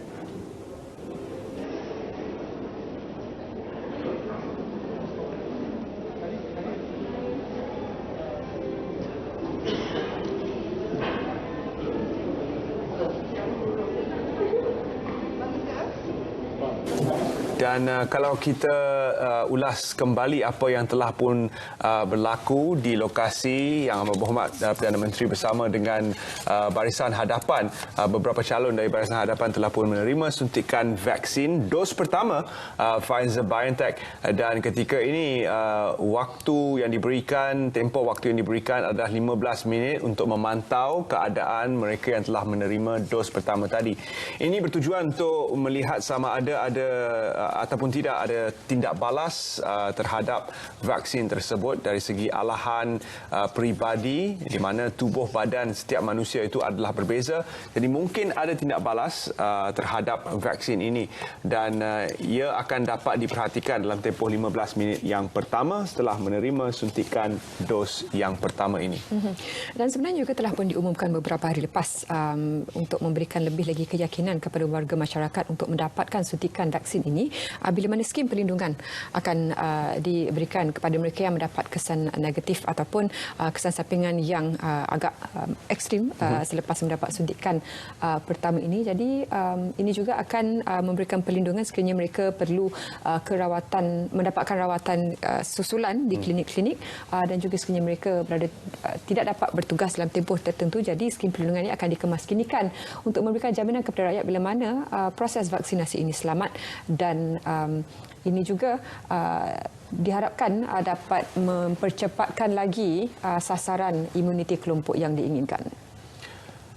Dan Yang Amat Berhormat Perdana Menteri akan juga terus dipantau untuk tempoh 2 minggu, di mana dalam 2 minggu ini apa dijadualkan berlaku adalah ada sedikit perasaan demam, lemah sengal-sengal dan sebagainya. Jadi ia adalah demam biasa, demam yang sering kita alami, dan kalau simptomnya agak keterlaluan, ia boleh diatasi dengan paracetamol. Ini untuk dos yang pertama. Ia akan membina imuniti yang lebih tinggi berbanding dengan mereka yang terkena jangkitan semula jadi. Dos yang kedua adalah dos yang membina imuniti jangka panjang, iaitu pergi sejauh sel B dan T kita. Dos ini yang akan memberikan tindak balas yang agak ekstrim sedikit berbanding dos yang pertama. Jadi ini apa yang boleh anda jangkakan. Dan sebelum kita bawakan semula visual di lokasi tadi, kalau kita perhatikan sebenarnya, amati juga visual sebentar tadi bila mana Yang Amat Berhormat Perdana Menteri dan juga Ketua Pengarah Kesihatan disuntik, dibawa naik lengan tu agak tinggi sebenarnya, sebab kerana lokasi suntikan itu juga berada di tempat yang sangat spesifik. Betul. Upper deltoid ialah berkaitan dengan kawasan di mana adalah agak sesuai untuk penerimaan vaksin. Ketahanan kesakitan kita juga tinggi di kawasan itu, dan otot-otot bahu di kawasan itu juga adalah agak padat. Jadi disebabkan itu lokasi tersebut dipilih untuk suntikan ini. Dan jangan lupa sekali lagi bagi anda yang belum lagi mendaftar ataupun mengemaskini aplikasi MySejahtera, berikan lokasi terkini dan juga butiran yang setepatnya untuk sama-sama mendapat suntikan vaksin bila tiba masanya nanti. Ya, jadi semua platform, iOS, Android, tidak ada masalah, sudah pun boleh mula mengemaskini aplikasi MySejahtera anda dan sudah boleh mula mendaftar untuk menunjukkan tanda setuju bagi menerima vaksin ini. Ia sekali lagi adalah vaksin yang penting bagi membina imuniti kelompok, dan sekali lagi vaksin ini adalah vaksin 2 dos, vaksin Pfizer-BioNTech yang akan memulakan program imunisasi kita. Anda akan menerima dos yang kedua setelah lebih kurang 2 minggu penerimaan dos yang pertama tadi.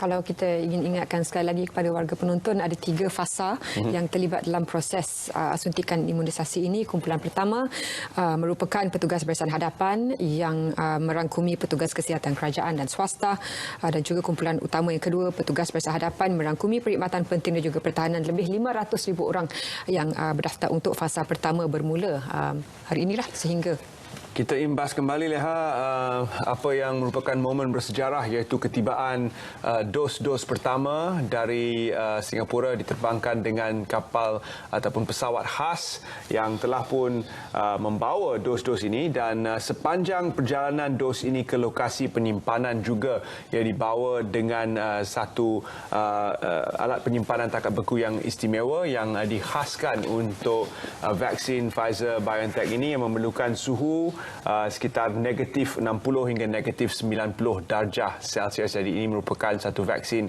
yang memerlukan suhu yang sangat sejuk.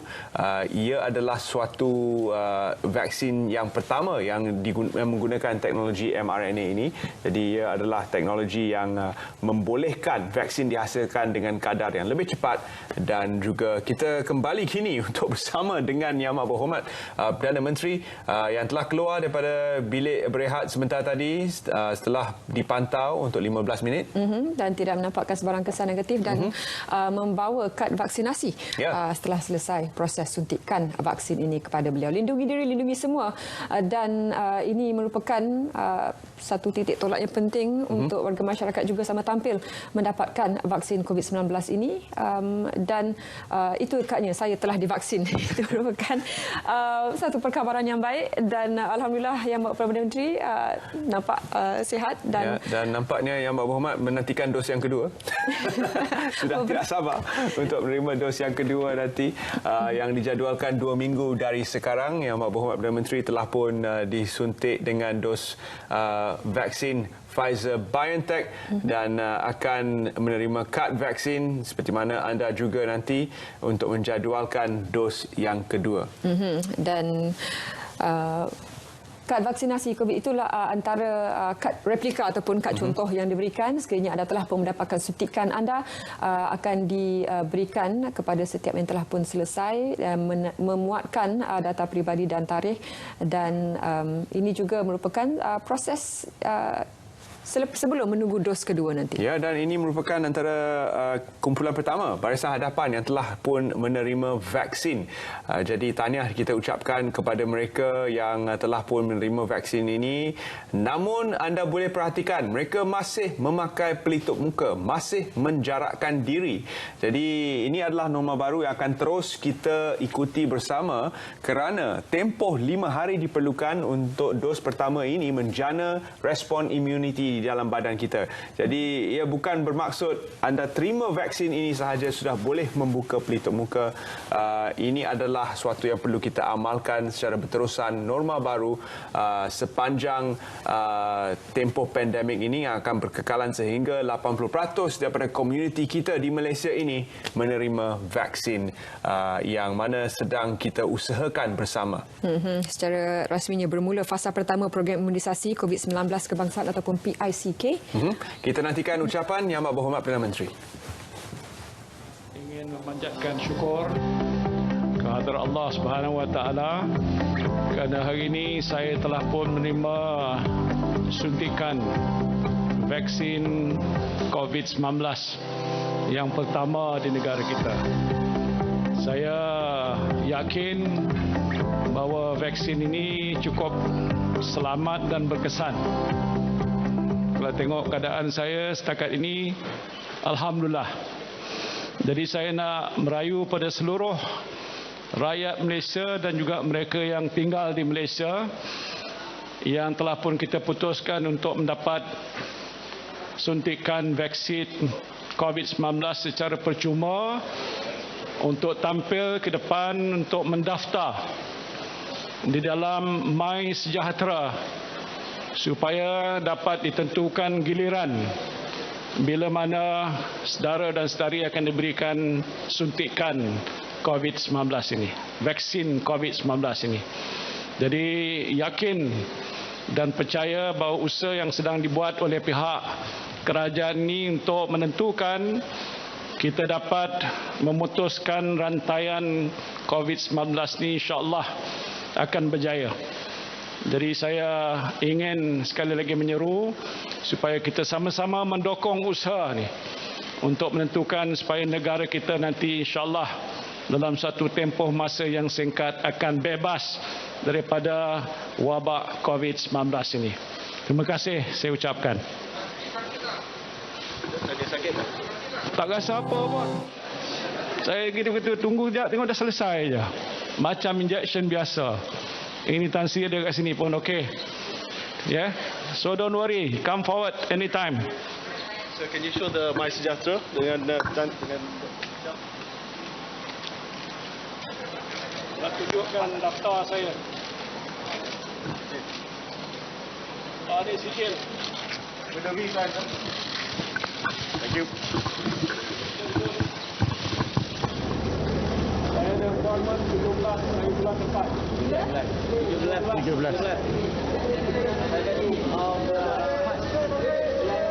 Bulan Mac.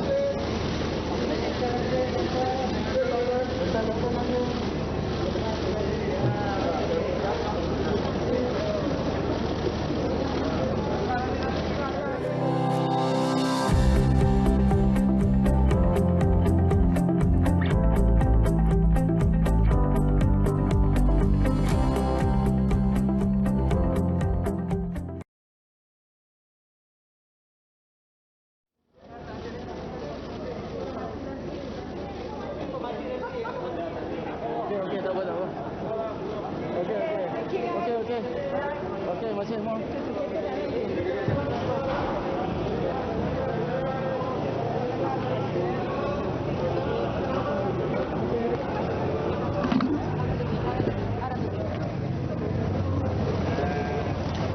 Ya, itu dia ucapan oleh Yang Amat Berhormat Tan Sri Muhyiddin Yassin, Perdana Menteri Malaysia selepas menerima vaksin dos suntikan pertama Pfizer-BioNTech Community yang juga merupakan antara kumpulan pertama dan juga kumpulan terawal yang dibawa masuk ke dalam negara ini.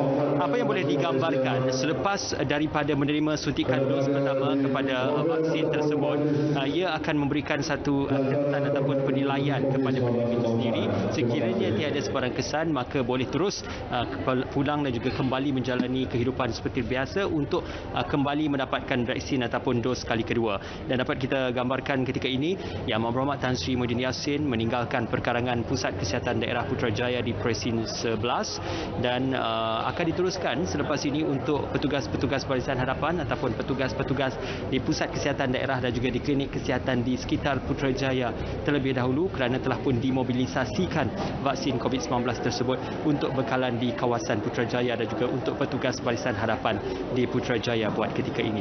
Bagi kita melihat dan juga menilai bagaimana kesan yang telah pun ditonjolkan ataupun ditimbulkan oleh vaksin COVID-19 ini, perkara-perkara yang perlu diberikan perhatian antara protokolnya ialah selepas 4 jam seseorang itu diberikan vaksin COVID-19, maka penilaian kendiri perlu dilakukan kerana sekiranya mempunyai alahan yang teruk yang memerlukan rawatan untuk ke hospital untuk mendapatkan rawatan, maka dos kedua tidak akan diberikan mengikut kepada garis panduan program imunisasi COVID-19 peringkat kebangsaan. Dan sekiranya mempunyai kesan-kesan alahan anafilaksis, maka seseorang itu akan dikecualikan ataupun tidak dibenarkan langsung untuk mendapatkan vaksin COVID-19. Antara perkara pokok yang perlu diberi persoalan ataupun beri perhatian tentang alahan anafilaksis ini adalah apabila ia berbentuk alahan terhadap sebarang ubat-ubatan ataupun sebarang bentuk makanan yang menimbulkan kesan-kesan sampingan yang teruk terhadap tubuh badan seseorang manusia ataupun seseorang penerima vaksin COVID-19. Maka mereka yang mempunyai kesan-kesan seperti ini akan dikecualikan untuk mendapat dos kedua bagi suntikan vaksin COVID-19. Dalam hal ini kita berterima kasih kepada petugas-petugas Barisan Harapan dan juga petugas-petugas di Pusat Kesihatan Daerah di Presin 11 Putrajaya yang telah pun memberikan komitmen mereka dalam menyempurnakan pelancaran program imunisasi COVID-19 peringkat kebangsaan yang berlangsung di PKD Putrajaya Presin 11 pada hari ini.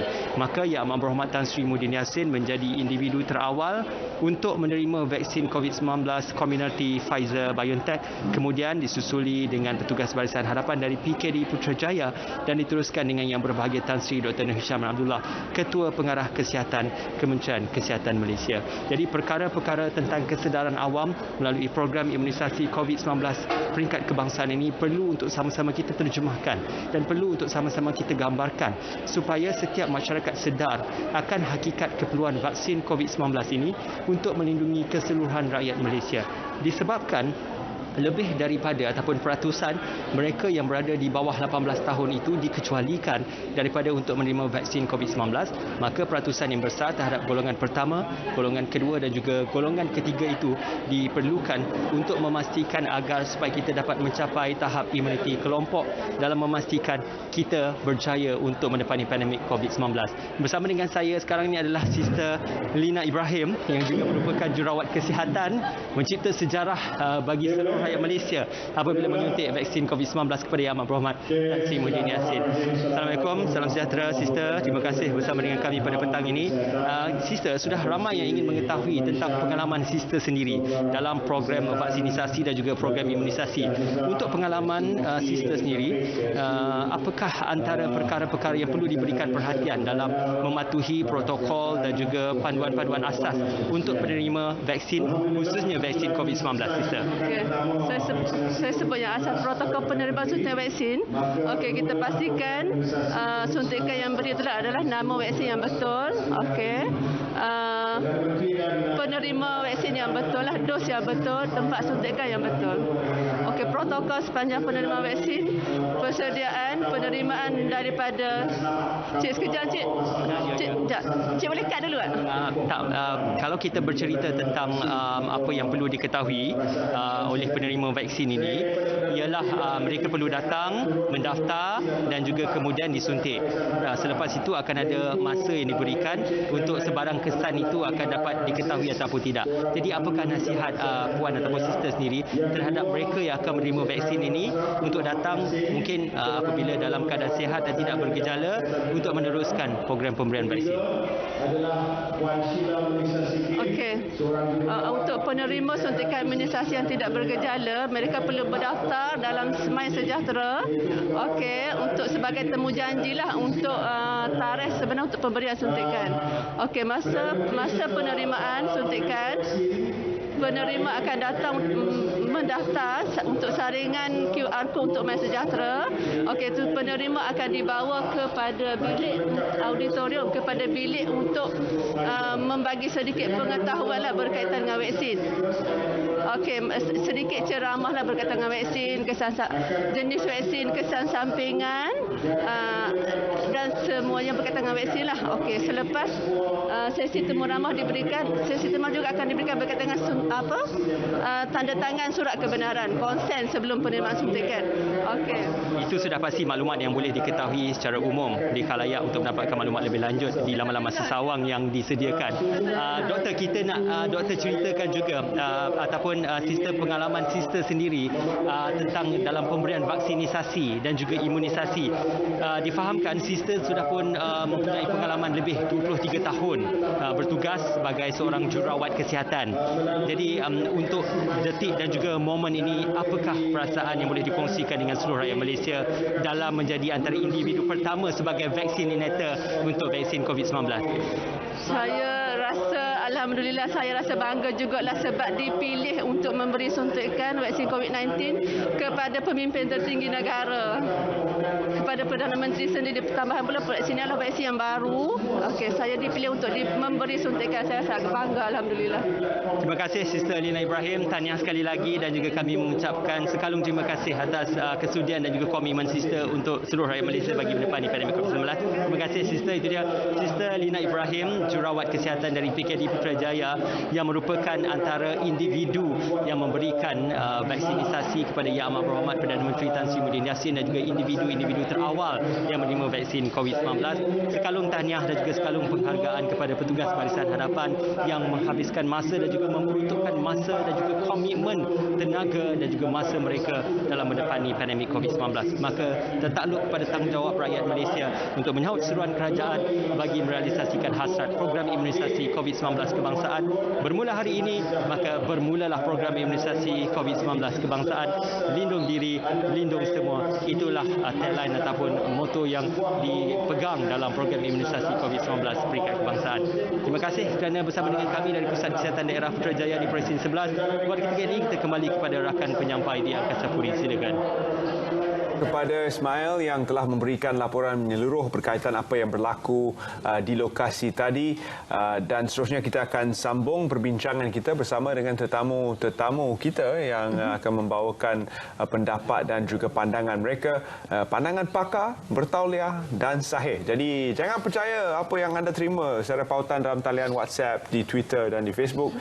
Ikuti siaran-siaran menerusi media rasmi yang akan membawakan berita yang sahih dan juga info yang tepat. Yang menarik tadi bila Tan Sri Muhyiddin Yassin mengatakan tak rasa apa pun. Dah settle dah. Baik, kita berehat seketika dan kembali selepas ini kerana apa persoalan yang akan kita bawakan kepada anda dan juga kita kongsikan sebagai perbincangan adalah dari segi penyimpanan keselamatan vaksin. Jadi itu akan kami bincangkan sebentar lagi. Jadi jangan ke mana-mana, kita akan kembali selepas ini.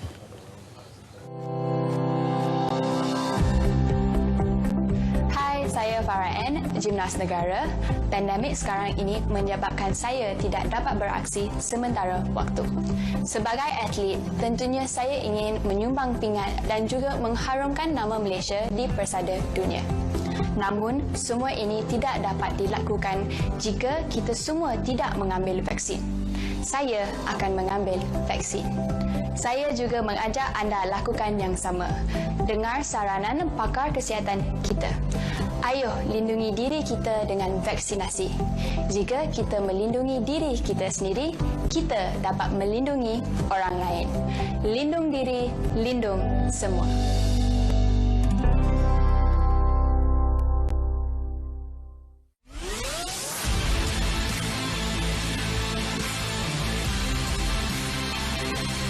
Kita tengah lihat bahawa di negara-negara yang telah melaksanakan program vaksinasi COVID-19 ini, laporan awal yang kita dapati bahawa kes telah menurun dengan bandar. Bukan sahaja kes yang simptomatik, kes-kes yang teruk, COVID teruk pun turun.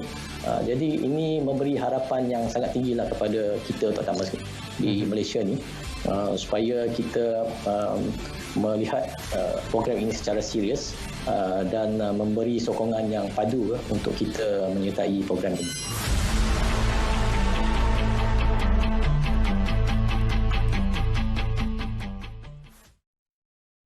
Kami dan terima kasih kerana mengikuti siaran ini. Siaran yang sungguh penting untuk memberikan maklumat awal berkaitan dengan program yang akan dijalankan di seluruh negara, program imunisasi COVID-19 kebangsaan, program imunisasi terbesar yang pernah kita gagaskan.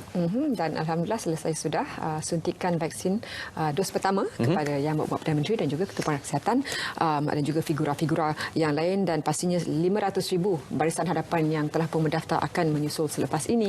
Tapi dari segi logistiknya perlu juga kita sentuh dan kita bincangkan, dan secara maya, secara Skype kita akan berbicara dengan Dr. Puteri Nurliza Megat Ramli yang merupakan Timbalan Pengarah Institut Kanser Negara di talian yang telah pun bersedia. Hello, Assalamualaikum Doktor.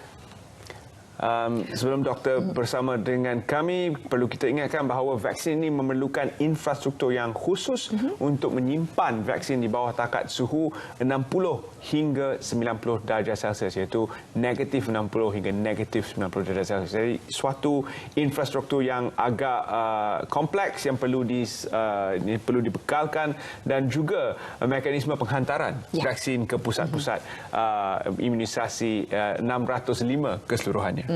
Dan ada apa yang kita ingin ketahui tentang PSV, Pusat Simpanan Vaksin, dan juga Pusat Pemberian Vaksin PPV. Dan Institut Kanser Negara merupakan salah satu yang dijadikan tempat untuk penyimpanan penyimpanan vaksin. Jadi sekiranya Dr. Puteri telah pun bersedia di talian. Hello, Assalamualaikum Dr. Puteri. Waalaikumsalam. Baik, Dr. Puteri, pertama sekali juga kita ingin ucapkan terima kasih kerana sudi bersama kami pada sesi kali ini. Kalau kita juga boleh minta pandangan Dr. Puteri memberi ulasan tentang selesai sudah suntikan dos pertama kepada Yang Berhormat Perdana Menteri tadi, apa pandangan dari pihak IKN? Alhamdulillah, kita juga di peringkat IKN melihat apa yang sedang berlangsunglah, iaitu pelancaran program imunisasi COVID-19 ya. Dan semuanya nampak berjalan seperti yang dirancang, alhamdulillah. Untuk vaksin COVID-19 dari Pfizer BioNTech ini, ia memerlukan infrastruktur yang agak kompleks, di mana suhu yang diperlukan untuk penyimpanan bekalan vaksin ini adalah di bawah paras 60 darjah Celsius, negatif 60 hingga negatif 90 darjah Celsius. Jadi bagaimana kebersediaan IKN dengan infrastruktur yang khusus ini? Okey, alhamdulillah untuk makluman, Institut Kanser Negara merupakan salah satu daripada 54 buah pusat simpanan vaksin atau dikenali sebagai PSV untuk penyimpanan vaksin COVID-19 bagi kegunaan petugas barisan hadapan termasuk anggota kesihatan dan muka kesihatan di Putrajaya bagi fasa pertama ini.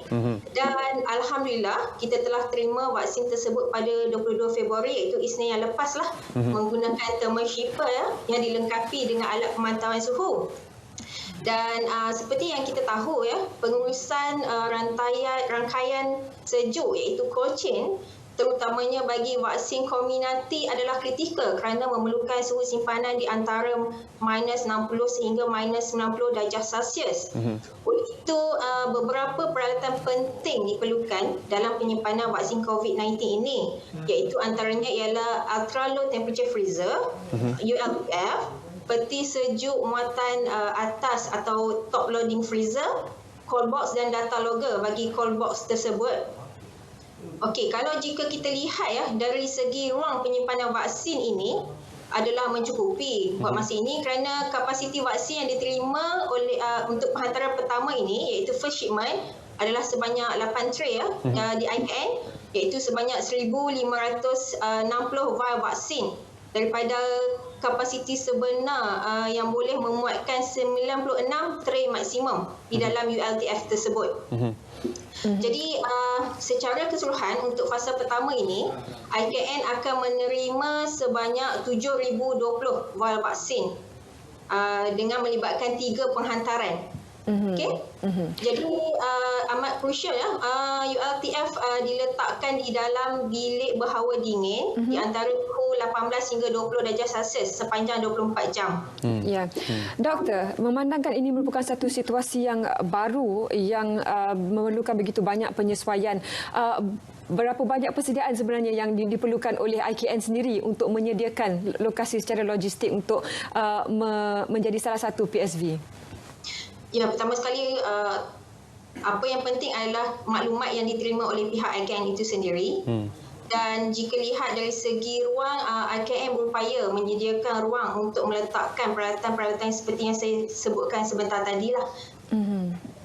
Dan amat penting seperti saya katakan tadi, pengurusan suhu ini perlu dijaga. Bermaksud sepanjang proses vaksinasi daripada pusat simpanan vaksin iaitu dari IKN ke pusat pemberian vaksin, seterusnya ke zon pemberian vaksin.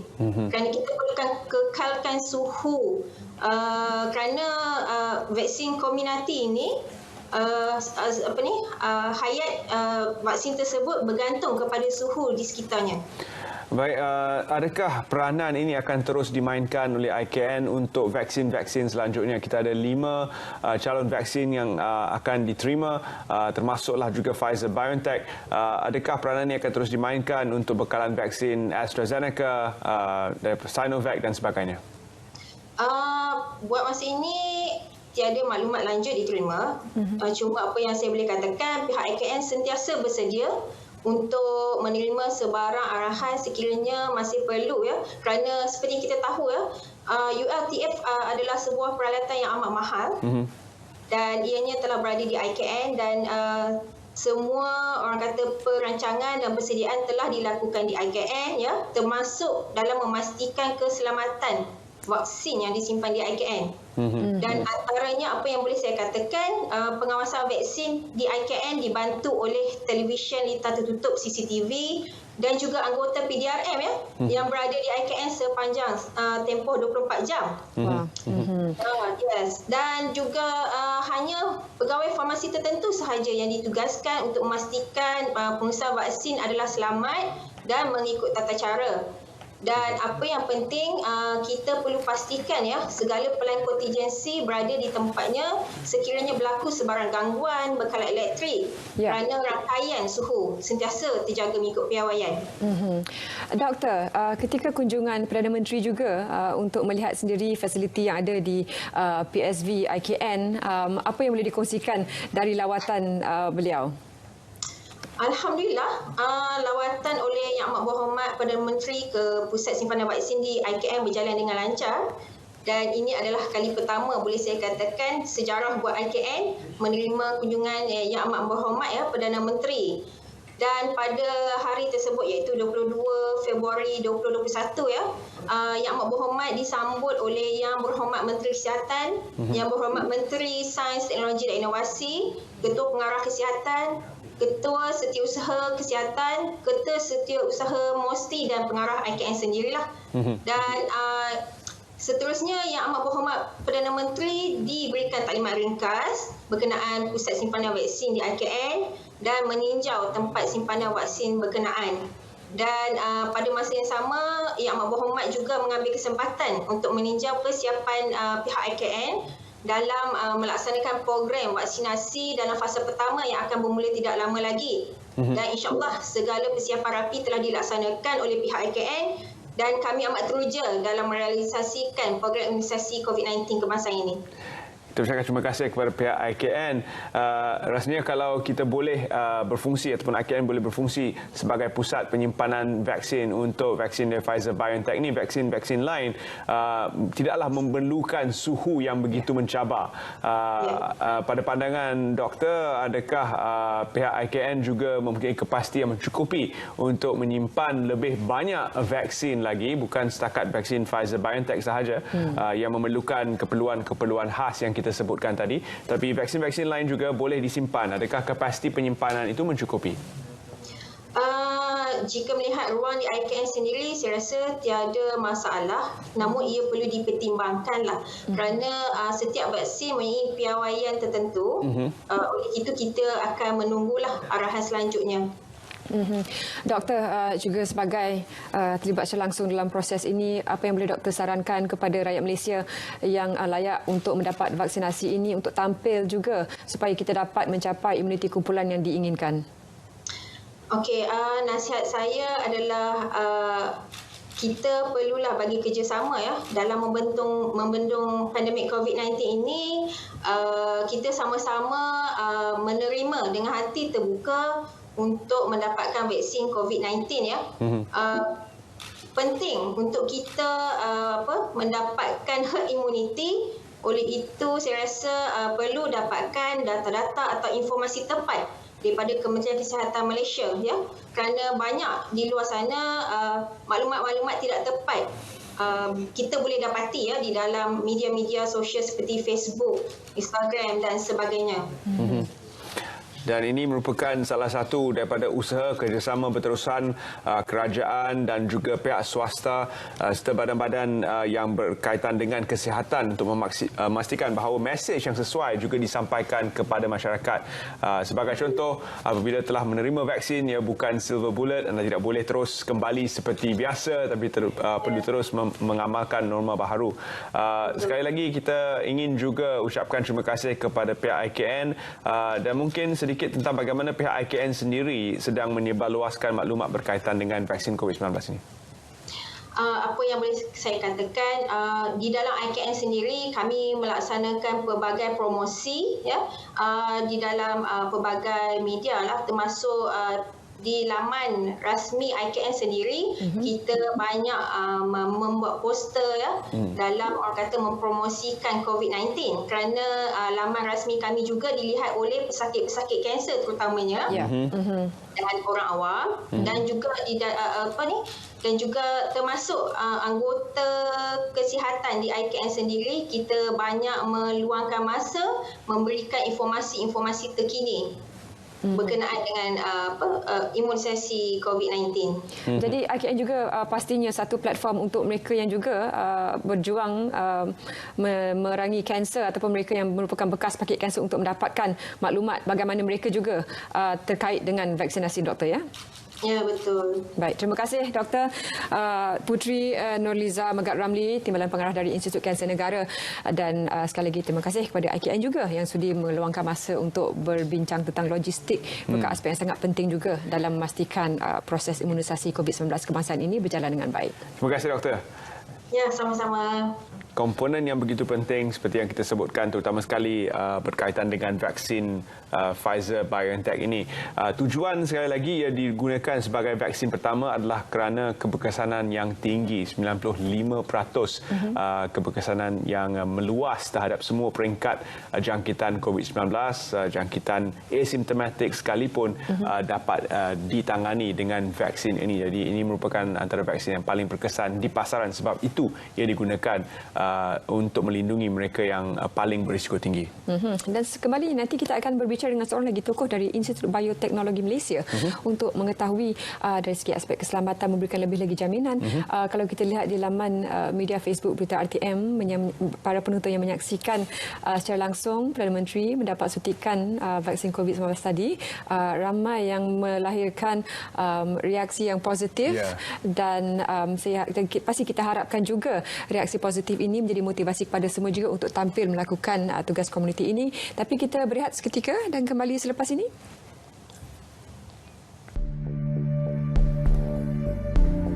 Masih ramai yang tertanya-tanya apakah kesan reaksi tubuh badan selepas vaksin komuniti disuntik ke dalam tubuh badan. Dan ini merupakan antara reaksi dalam tubuh badan.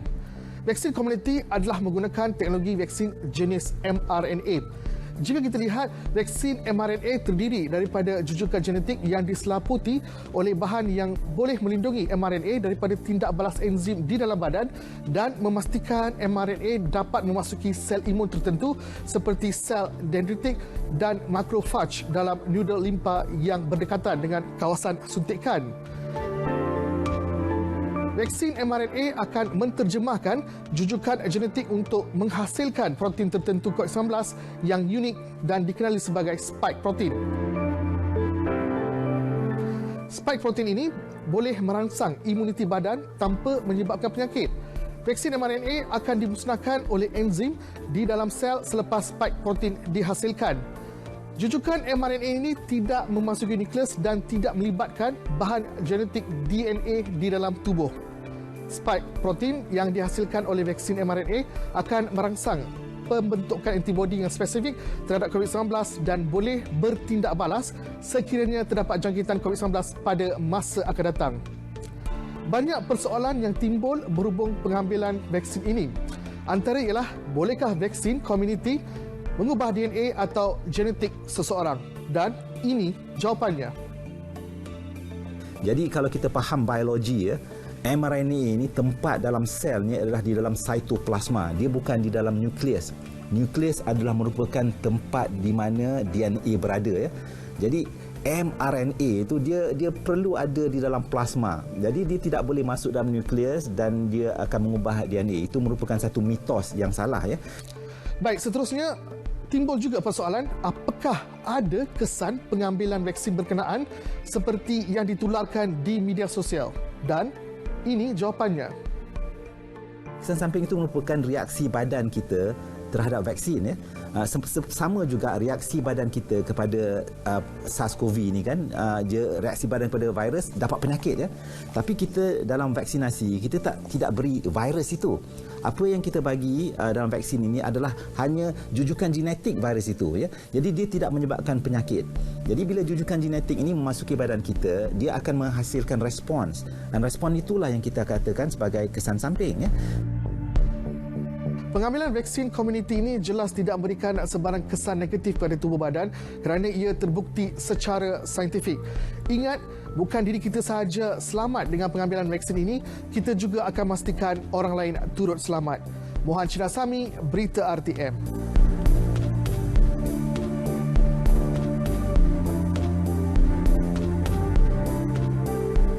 Iaitu antara persoalan penting yang sering ditanya berkaitan dengan vaksin, terutama sekali vaksin mRNA yang dihasilkan dengan teknologi baru yang belum pernah kita lihat sebelum ini. Dan dari aspek kesedaran juga ingin kami kongsikan sebaik saja menyaksikan berlalu sudah dengan baik sekali prosedur sebentar tadi. Kita ingin cakap juga menyambung bicara tentang aspek sosial media tadi. Sebab rata-rata dengan pakar-pakar kesihatan yang telah pun ataupun saintis yang telah pun kita bualkan pagi ini, ramai yang juga membawa aspek media sosial juga berita palsu dan bagaimana ia juga para warga masyarakat ini dimomokkan dengan cerita-cerita negatif tentang side effect ataupun kesan sampingan setelah mereka mendapat suntikan vaksin COVID-19 ini. Kadang-kadang diputarbelitkan isu sebagai contoh, kalau sudah terima vaksin, kenapa perlu terus pakai topeng muka? Kenapa perlu terus amalkan norma baru? Sudah dapat vaksin kan? Jadi apa guna vaksin sebenarnya? Persoalan sebegini yang boleh dijawab sebenarnya, tetapi ia diputarbelitkan oleh pihak tertentu untuk agenda masing-masing. Jadi kita akan terus saja bersama dengan tamu kita yang seterusnya, Datuk Zaki Zahid, pengerusi National Institute of Biotechnology Malaysia. Terima kasih kerana bersama kami, Datuk. Terima kasih. Datuk, kita ingin berbicara sedikit berkaitan dengan kebaikan vaksin dan mengapa kita tidak perlu takut dengan vaksin ini sebenarnya. Jadi, kebaikan vaksin kita mulakan dengan apakah keperluan penting untuk kita mengambil vaksin ini. Telah kita ulang mesej ini berulang kali, tapi Datuk silakan. Ya, kita kena mendaftar, kita bersedia mendapat maklumat yang terkini tentang vaksinasi tersebut. Sebab bukan vaksin yang boleh menyelamatkan kita daripada pandemik, tapi vaksinasi tersebut kena sampai ke lengan tangan kita. Jadi itu persediaan yang kita perlu buat, kita perlu kaji dan kita perlu tengok. Kita tak perlu percaya kepada berita-berita yang tak sahih sebenarnya. Itulah sebabnya walaupun berulang kali kita terpaksa menyebut tentang kesan sampingan yang tak serius dan sebagainya, kita kena pastikan setiap yang dibangkitkan itu dijawab dengan cepat, tangani dengan baik. Datuk, kita juga dapat saksikan bukan sahaja di Malaysia, malah di seluruh dunia, pemimpin-pemimpin negara masing-masing tampil untuk memberikan jaminan. Mereka sendiri mengambil suntikan vaksin tersebut untuk memberikan satu jaminan kepada warga masyarakat bahawa proses ini bukan proses yang selamat. Bagaimana impaknya pula, sebab ada yang juga mengatakan kita dapat vaksin Pfizer ini untuk dos pertama. Yang kedua, ketiga, bila mereka melihat tahap keberkesanan tersebut, mereka agak enggan kerana itu bukan vaksin yang mereka inginkan. Jadi bagaimana pula ini boleh diperbetulkan bila mana tahap efikasi ataupun tahap keberkesanan itu tidak menjadi masalah utama sebenarnya sekiranya ia mencapai piawaian yang sepatutnya? Ya, kita lihat kepada contoh-contoh teladan pemimpin-pemimpin dunia yang telah mengambil vaksin ini untuk memberi keyakinan kepada seluruh penduduk negara masing-masing, termasuk yang menghormat Perdana Menteri baru-baru tadi. Ini penting. Kita perlu bagi keyakinan, kita perlu bagi assurance kepada penerima vaksin ianya berkualiti dan selamat. Ini melalui proses yang sangat teliti oleh pihak regulatory pharmacy kita, dan setiap vaksin yang diluluskan akan mencapai piawaian keselamatan dan keberkesanan yang tinggi. Jadi dari segi Malaysia ni kita ada 5 jenis vaksin. Para warga perlu percaya kepada proses yang teliti ini, dan setiap vaksin yang diluluskan akan tentunya selamat dan berkesan. Kadang-kala apa yang kita dengar di media sosial adalah tidak masuk akal sama sekali. Vaksin boleh membawa microchip, misal kata. Vaksin boleh mengubah DNA saya. Bagaimana untuk memperbetulkan persepsi ini? Kerana apabila diberikan mesej-mesej yang berbau ketakutan, masyarakat akan mudah percaya kerana ada disertakan sekali dengan gambar-gambar yang dipetik dari entah mana. Datuk. Ya, jadi saya percaya yang memang tular banyak maklumat yang tak betul. Kita kena yakin dan percaya kepada pakar-pakar saintis, pakar-pakar perubatan kita bahawa vaksin ini selamat dan berkesan. Ia melalui proses klinikal yang agak mendalam, berpuluh ribu. Sekarang pun sudah ada lebih daripada 213 juta dos vaksin yang disuntik di dunia. Kita bukan makmal tikus. Ini adalah satu vaksin yang diterima insyaAllah oleh pada farmaceutical kita. adalah selamat dan berkesan dan boleh dipakai. Datuk, juga yang barangkali menjadi keraguan warga masyarakat bukan sahaja di Malaysia malah di dunia, ada yang mengatakan, mempersoalkan mengapa begitu cepat vaksin itu dibangunkan. Walaupun telah pun diberikan secara penjelasan bila mana sekiranya ia menjadi masalah global, semua pihak pengkaji itu akan bersatu padu untuk memastikan keputusan ataupun penyelesaian dapat diselesaikan. Tapi bagaimana dapat kita berikan, walaupun dapat kita berikan secara jelas kepada warga masyarakat walaupun tempohnya agak pendek, ia tidak memberikan ancaman kesihatan. Sebenarnya teknologi vaksin ini yang dibangunkan sudah berpuluh tahun. Ada mungkin vaksin mRNA ini adalah vaksin pertama dari segi mRNA, tapi teknologi mRNA itu bukan baru. Teknologi untuk inactivated vaksin pun sudah lama, juga dengan adenovirus. Jadi kita perlu ambil, ini salah satu pengalaman kita yang kita berdiri di atas usaha orang-orang terdahulu untuk membangunkan sebuah vaksin ini. Dan walaupun cepat, dia tetap melalui proses-proses klinikal dan penelitian yang sangat-sangat terperinci. Jadi saya harap setiap penduduk di Malaysia ini yang akan tampil ke depan yakin dan percaya vaksin itu selamat dan berkesan. Dan segala proses ini sebenarnya ada dalam bentuk yang boleh kita baca dan hayati dan telah pun dicetak dan disebar luas sebenarnya di seluruh dunia. Jadi kita boleh perhalusi setiap satu clinical phase trial yang dilakukan oleh semua vaksin yang kita dapat di Malaysia ini. Jadi kepercayaan itu boleh diberikan kepada setiap satu calon vaksin. Walau bagaimanapun, Datuk, satu lagi kebimbangan yang sering kita dengar adalah varian-varian yang berbeza. P1 dari Brazil, B1351 dari Afrika Selatan yang dikatakan akan memberi sedikit masalah kepada vaksin yang sedia ada. Pandangan daripada Datuk? Ya, ini salah satu ancaman sebenarnya kepada pembangunan vaksin. Ya, jadi saya tahu saintis-saintis berkenaan yang telah mencipta vaksin ini sedang meneliti. Dan kita lihat umpamanya vaksin Pfizer, Sputnik telah menyatakan tiada masalah dari segi vaksin, varian daripada United Kingdom. Tapi varian yang Afrika Selatan itu mungkin mengambil masa lebih lagi untuk kita lihat tahap keberkesanan vaksin itu. Bukannya kosong, bukannya tidak boleh ditangani, tapi mungkin efektifnya dah sikit.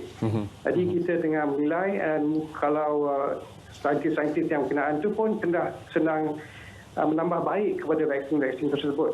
Yang sedang formulanya kita akan pastikan, saya rasa, boleh menangani varian-varian tersebut juga.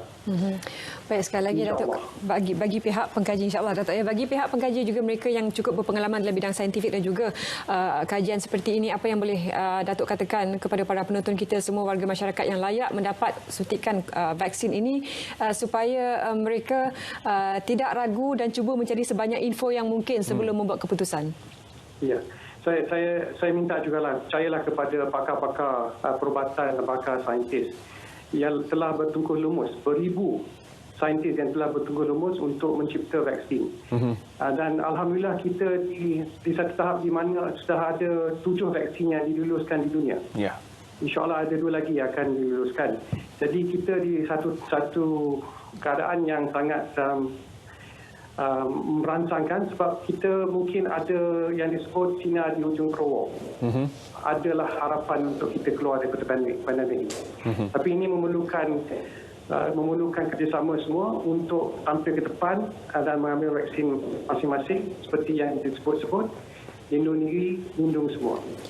Lindung diri, lindung semua. Terima kasih Datuk kerana sudi bersama kami menerusi talian, dan kita ucapkan terima kasih juga kepada semua barisan hadapan kita yang akan berjuang untuk menyebarluaskan info berkaitan vaksin ini. Terima kasih Datuk. Datuk Zaki Zainal yang merupakan pengerusi untuk National Institute of Bioteknology Malaysia, atas pandangan beliau bagaimana sebenarnya selamat vaksin untuk diambil dan bagaimana kita semua boleh light the end of the tunnel. Cahaya di hujung terowong itu merupakan satu analogi yang cukup baik sekali untuk kita keluar daripada kekangan sekarang? Sepanjang 2020 dan di awal 2021, kita bersabar dalam norma baru. Kita memakai pelitup muka, kita menjarakkan diri, kita berada dalam keadaan work from home, belajar dari rumah dan sebagainya, dan terpaksa berada dalam kekangan-kekangan yang bersesuaian dengan tahap pandemik ini.